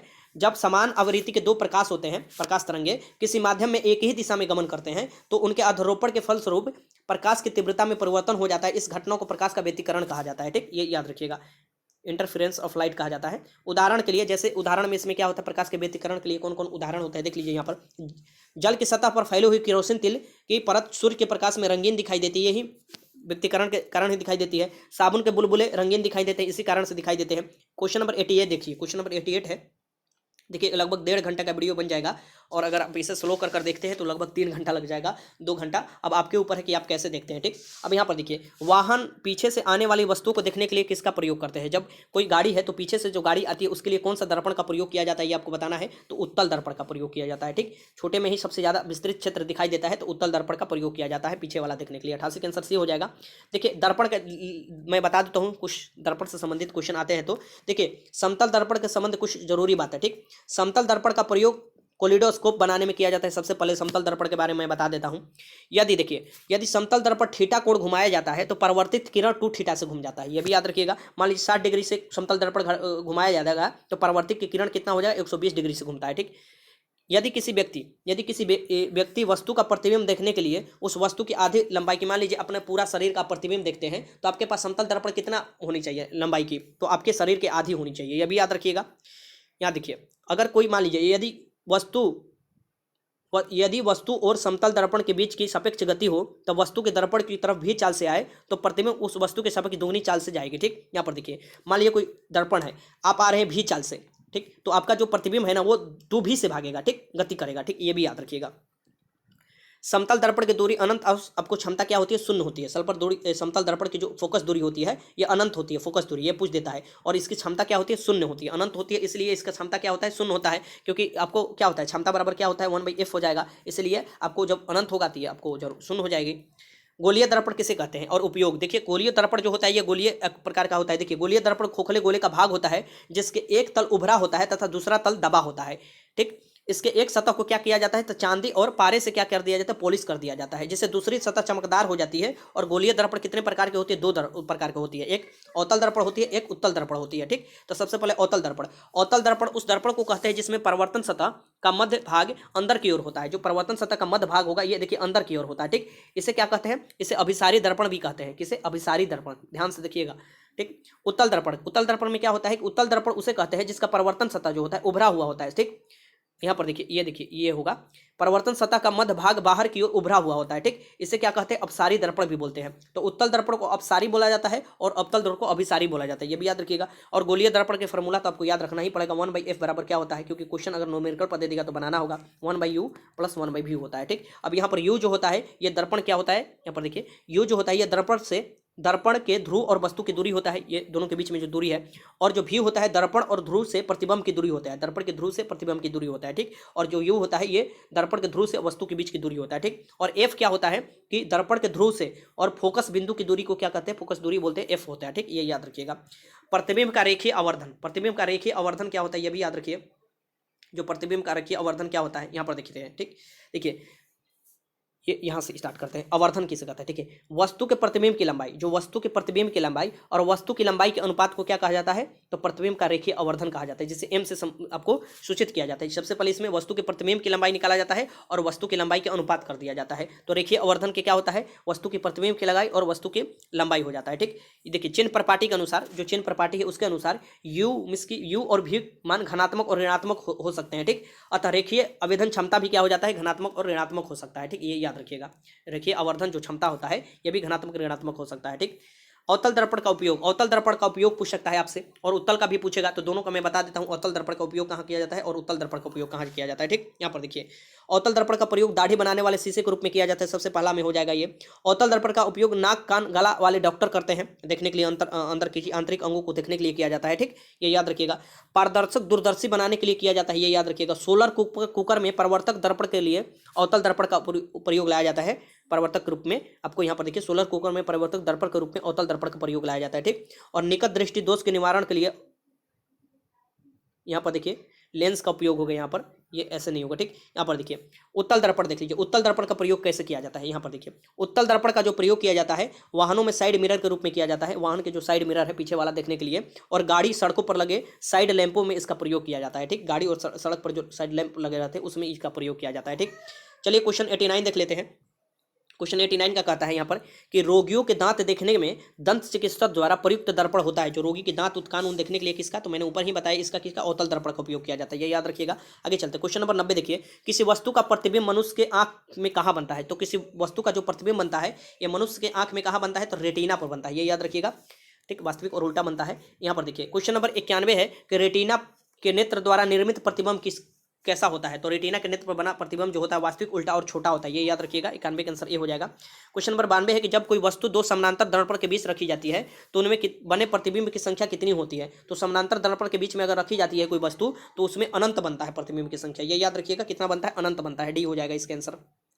क्वेश्चन नंबर 93 देखिए कि अभिसारी लेंस वो होता है, अभिसारी लेंस किसे कहते हैं? ठीक, अभिसारी, ये देखिए आपके सामने ऑप्शन है। तो अभिसारी लेंस वो होता है जो क्या करता है, जो किरण को अभिसारी मीन्स की एक जगह एकत्रित करता है, अभिसारी, ठीक, ये याद रखिएगा, किरण को एक जगह एकत्रित करता है। ठीक, लेंस देख लेते हैं, लेंस से पूछ सकता है कि लेंस से भी संबंधित क्वेश्चन पूछते हैं। तो ये प्रकाश है, ऑप्टिक्स सबसे बड़ा चैप्टर होता है और ऑप्टिक्स से 2 से 3 क्वेश्चन या 4 भी क्वेश्चन पूछे जा सकते हैं, तो इसलिए ये लंबा जा रहा है। ठीक, यहाँ से देखते हैं। लेंस वह युक्ति है जो कि एक या एक से अधिक पारदर्शी माध्यम से मिलकर बनती है, एक या एक से अधिक पारदर्शी माध्यम से मिलने वाली जो बनती है वो हो जाती है लेंस हो जाती है। ठीक, लेंस 2 प्रकार की होती है, जैसे दर्पण 2 उत्तल और आपको क्या हो जाते हैं, आपको अवतल दर्पण होते हैं, वैसे लेंस उत्तल और आपको अवतल लेंस मुख्यतः आप देखिएगा। उत्तल लेंस किसे कहते हैं? उत्तल लेंस में क्या होता है, बीच में क्या होता है, मोटा होता है, बीच में क्या होता है, मोटा होता है। ठीक, और किनारे पर क्या होता है, पतला होता है। ठीक, तो ये आपको किनारे पर बीच में मोटा होगा, किनारे पर पतला होगा। ठीक, इस प्रकार आपतित होने वाली समानांतर किरण एक बिंदु पर एकत्रित हो जाती है, जो आपतित होती है एक बिंदु पर ये एकत्रित कर देता है, इसलिए इसे क्या बोला जाता है, अभिसारी बोला जाता है। ठीक, और जो छितरा देता है चारों तरफ उसे अपसारी बोला जाता है। ठीक, तो इसे अभिसारी बोला जाता है। ये 3 प्रकार की होती है, कौन कौन? तो उभयोत्तल लेंस, उभयोत्तल लेंस, समतलोत्तल लेंस और अवतलोत्तल लेंस। ठीक, ये आपको 3 प्रकार की होती है। अवतल लेंस देख लीजिए, अवतल लेंस आपको यहाँ पर, अवतल लेंस वो लेंस होती है जिसमें बीच का पतला होता है और किनारे पर मोटा होता है। बीच में क्या होता है, इसमें पतला होता है और किनारे पर क्या होता है, मोटा होता है।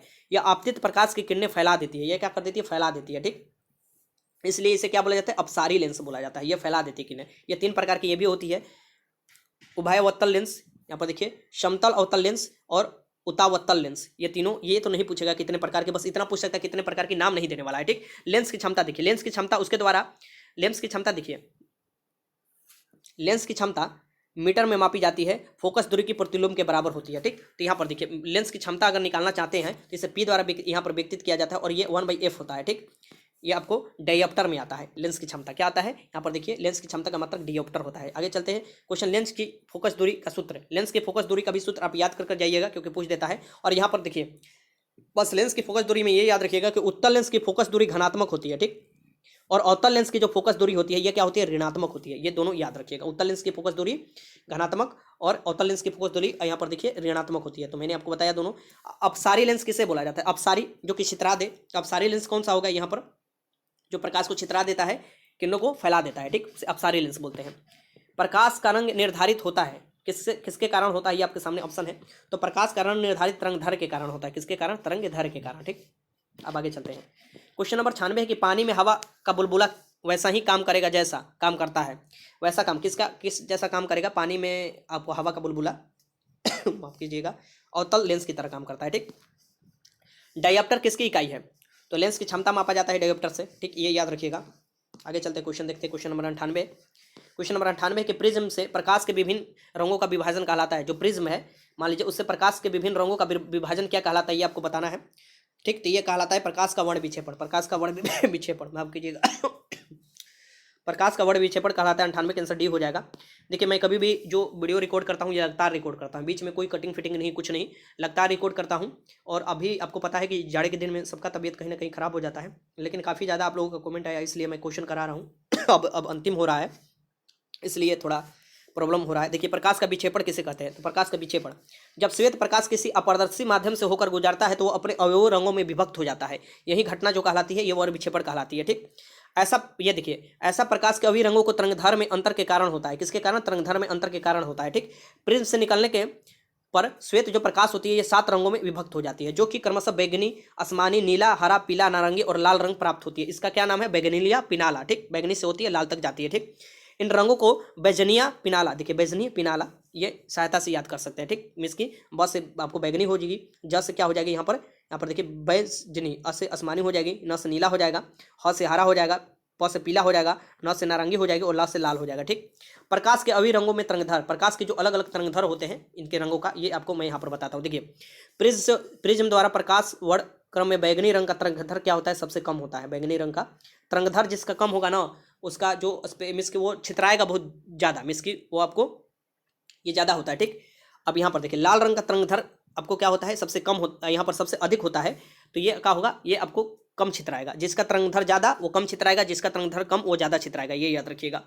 तो बैगनी, यहाँ पर देखिए बैगनी रंग सबसे ऊपर होता है और लाल रंग सबसे नीचे होता है। तो बैगनी रंग का सबसे कम तरंगधर होता है तो ऊपर होता है, और लाल रंग सबसे ज़्यादा तरंगधर होता है तो नीचे होता है। लेकिन चित्राने के मामला में बैगनी रंग ज़्यादा चित्राता है, ये याद रखिएगा। परिकिंडन होता है सबसे ज़्यादा आपको बैगनी का।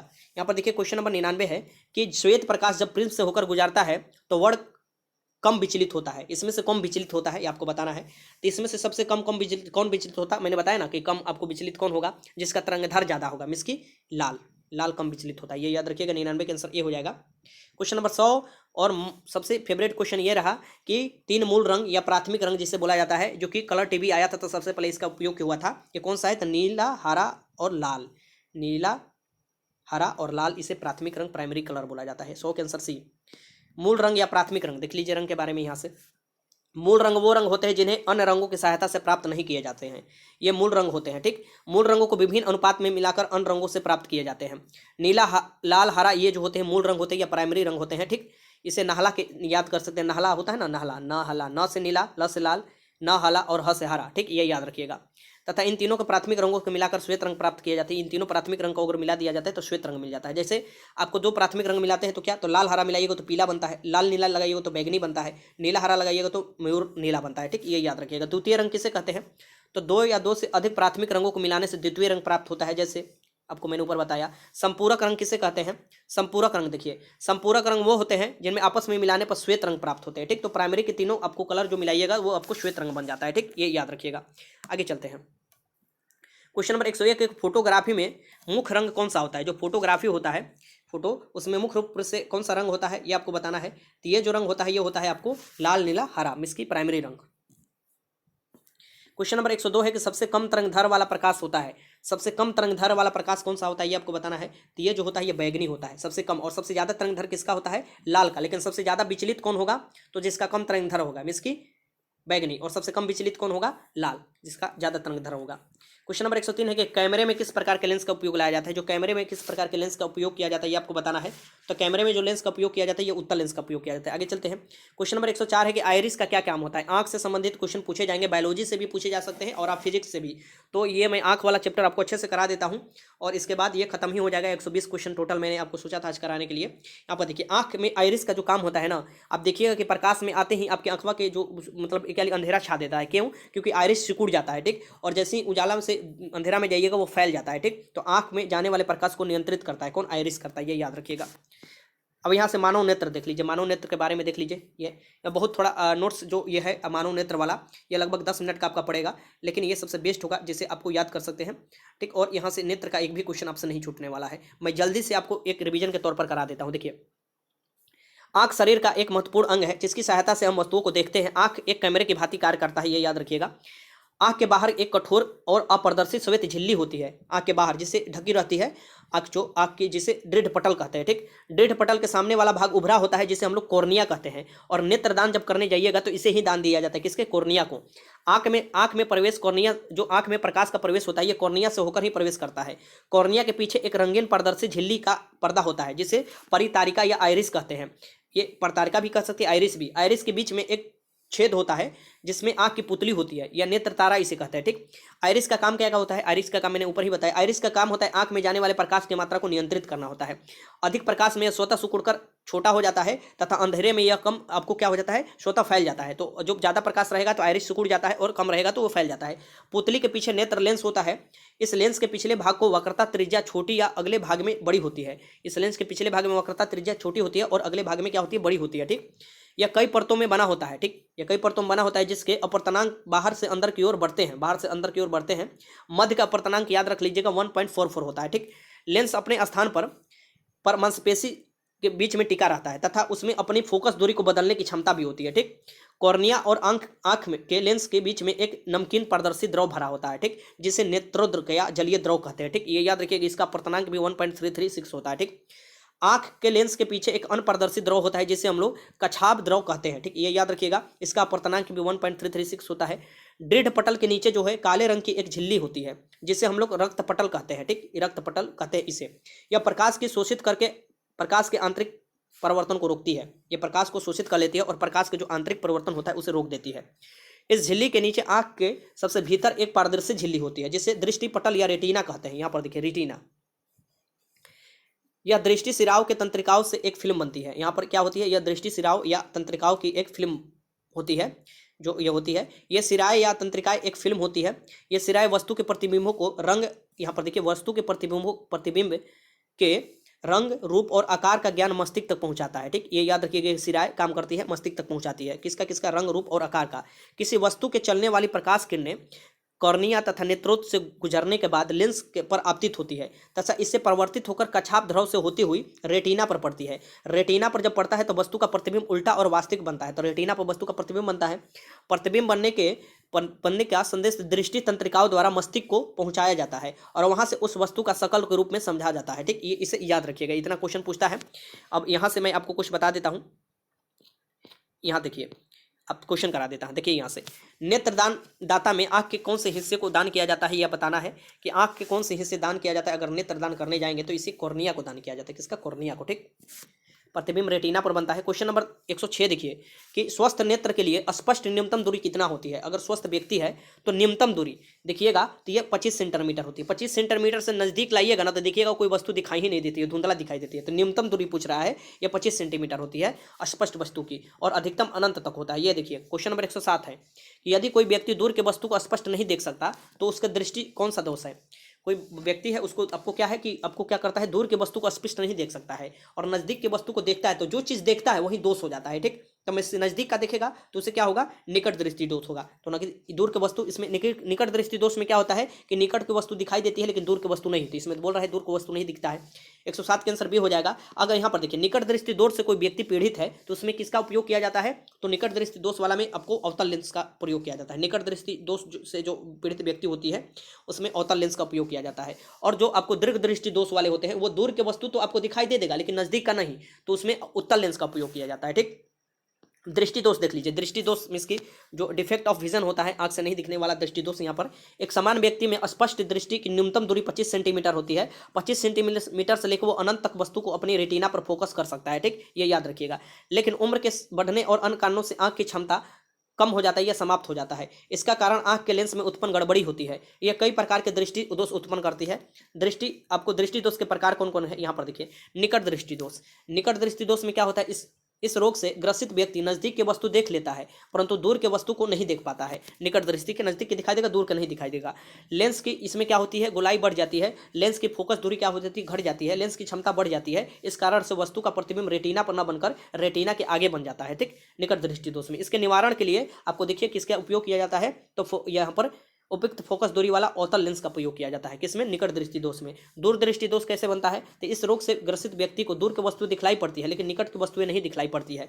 इसका कारण क्या होता है कि लेंस की गोलाई कम हो जाता है। गोलाई कम होता है तो लेंस की फोकस दूरी क्या हो जाती है, बढ़ जाती है। जब फोकस दूरी बढ़ेगी तो लेंस की क्षमता क्या हो जाएगा, घट जाएगा, क्योंकि लेंस की क्षमता बराबर 1/f होता है। तो जब जैसे f बढ़ेगा तो ये आपको क्षमता क्या होगा, घट जाएगा। ठीक, इस रोग में निकट की वस्तुओं का प्रतिबिंब रेटिना के क्या हो जाती है, पीछे बढ़ने लगता है। ठीक, इसका निवारण के लिए जो होता है ये उत्तल लेंस का उपयोग किया जाता है, ये याद रखिएगा। आगे चलते हैं, जारा दृष्टि दोष। जारा दृष्टि दोष क्या होता है, ठीक, ये वृद्ध अवस्था के कारण आंखों की समंजन क्षमता क्या हो जाती है, घट जाती है, समाप्त हो जाती है, जिसके कारण व्यक्ति न तो दूर के देख सकता है और न ही निकट की दृष्टि देख सकता है। ठीक, इसके निवारण के लिए दुफेक्सी लेंस का, बाइफोकल लेंस का उपयोग किया जाता है, ये याद रखिएगा। दृष्टि वैमनस्य या अबिंदुत का, ये याद रखिएगा, अबिंदुत्का या दृष्टि वैमनस्य क्या कहा जाता है। इस दोष ने नेत्र के लेंस क्षैतिज या हॉरिजॉन्टल या वर्टिकल वक्रता में अंतर आ जाने के कारण उत्पन्न होता है। जो आपको नेत्र के लेंस है इसमें हॉरिजॉन्टल या ऊर्ध्वाधर जो होता है अंतर आ जाने के कारण होता है। इसमें नेत्र क्षैतिज दिशा में तो ठीक देख पाता है परंतु ऊर्ध्व दिशा में नहीं देख पाता है, या फिर नेत्र ऊर्ध्व दिशा में तो ठीक देख पाता है परंतु क्षैतिज दिशा में नहीं देख पाता है। इसके निवारण हेतु बेलनाकार लेंस का प्रयोग किया जाता है, ये याद रखिएगा। वर्धनता जिसे बोला जाता है कलर ब्लाइंडनेस, जो चेक किया जाता है फिजिकल में भी, आपको मेडिकल में टेस्ट किया जाता है, फिजिकल में नहीं। ठीक, ये याद रखिएगा। तो इसमें क्या होता है, कुछ व्यक्तियों को आंख के सभी रंगों को देखने को क्षमता नहीं होती है, वहीं वो सभी रंग नहीं पहचान सकते। ठीक, इसे वर्धनता कहता है। वर्धनता कई प्रकार के स्तर की होती है। यह रेटिना के संकोआकार जो कोशिकाएं होती है इसके विभिन्न दोषों पर निर्भर करती है। वर्धनता अनुवांशिक बीमारी भी है, इसका इलाज नहीं किया जा सकता है। इस बीमारी से ग्रसित व्यक्ति को हरे और लाल रंग की पहचान नहीं होती है। किसका, तो हरे और लाल रंग की पहचान नहीं होती है। ठीक, इसलिए जो मैं अभी लेक्चर इसमें इस्तेमाल कर रहा हूँ इसमें आपको काला इस्तेमाल किया हूँ, क्योंकि बहुत से लोगों ने कमेंट किया था कि सर लाल हरा नहीं दिखाई देता है, तो आप काला में ही सब बनाया कीजिएगा। ठीक, यहाँ पर देखिए यहाँ पर देखिए छठा में है कि ये आपको ये देख सकते हैं कि कोई भी देखिए किसी भी प्रतिबिंब रेटिना पर कितना सेकंड तक रहता है, 1/10 सेकंड तक रहता है। मिस ये याद रखिएगा 1/10 सेकंड तक कोई भी प्रतिबिंब रेटिना पर रहता है।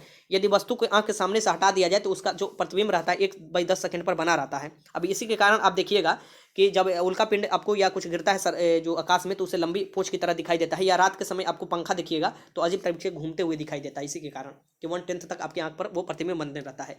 109 देखिए, क्वेश्चन नंबर 109 देख लेते हैं कि दूरदृष्टि दोष से पीड़ित व्यक्ति के चश्मे में कौन सा लेंस प्रयोग किया जाता है। तो दूरदृष्टि से दोष जो व्यक्ति से है उनको जो होता है उत्तल लेंस का प्रयोग किया जाता है, और निकट दृष्टि के लिए अवतल लेंस का। जरा दृष्टि दोष जो होता है जिसमें, उसके उपचार के लिए कौन सा लेंस का, तो इससे जरा दृष्टि दोष के लिए ये बायोफोकल लेंस का प्रयोग किया जाता है। किसका? बायोफोकल लेंस का।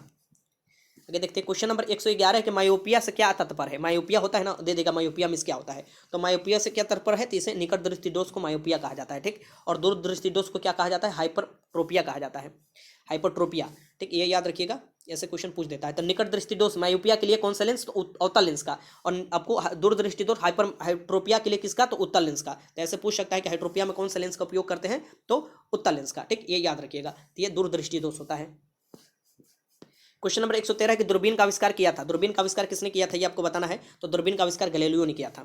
क्वेश्चन नंबर देखिए 114 है कि तारे टिमटिमाते हैं। आखिर तारे क्यों टिमटिमाते हैं, ये आपके सामने क्वेश्चन है। तो ये प्रकाश के अपवर्तन के कारण टिमटिमाते हैं, ये याद रखिए, दरोगा में पूछा हुआ क्वेश्चन है।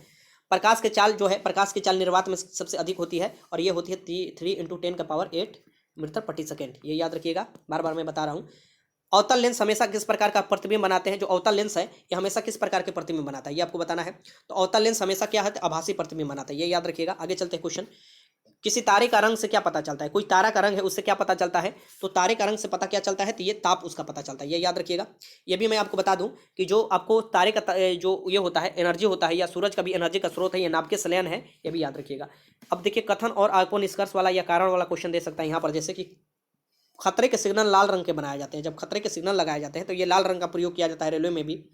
तो ये क्यों किया जाता है, तो लाल रंग का परिकीर्णन सबसे कम होता है, सही बात है। तरंगधर इसका सबसे ज़्यादा होता है और परिकीर्णन इसका सबसे कम होता है, इसके विचलन। तो इसका आंसर क्या हो जाएगा, ए हो जाएगा, सही है। और जो ये आर है, ए का सही व्याख्या कर रहा है। क्वेश्चन नंबर 119 है कि बरसात के दिन जल पर छोटी तैलियाँ पड़ते हुए चमकीले रंग दिखाई देती है, किसके कारण। तो बरसात के दिन जल पर छोटी जो तैलीय परत होती है, तैल वाला परत हो जाता है, वो आपको रंगीन दिखाई देने लगती है। ये किसके कारण दिखाई देती है, तो ये देती है परिक्षेपण के कारण, ठीक। ये याद रखिएगा।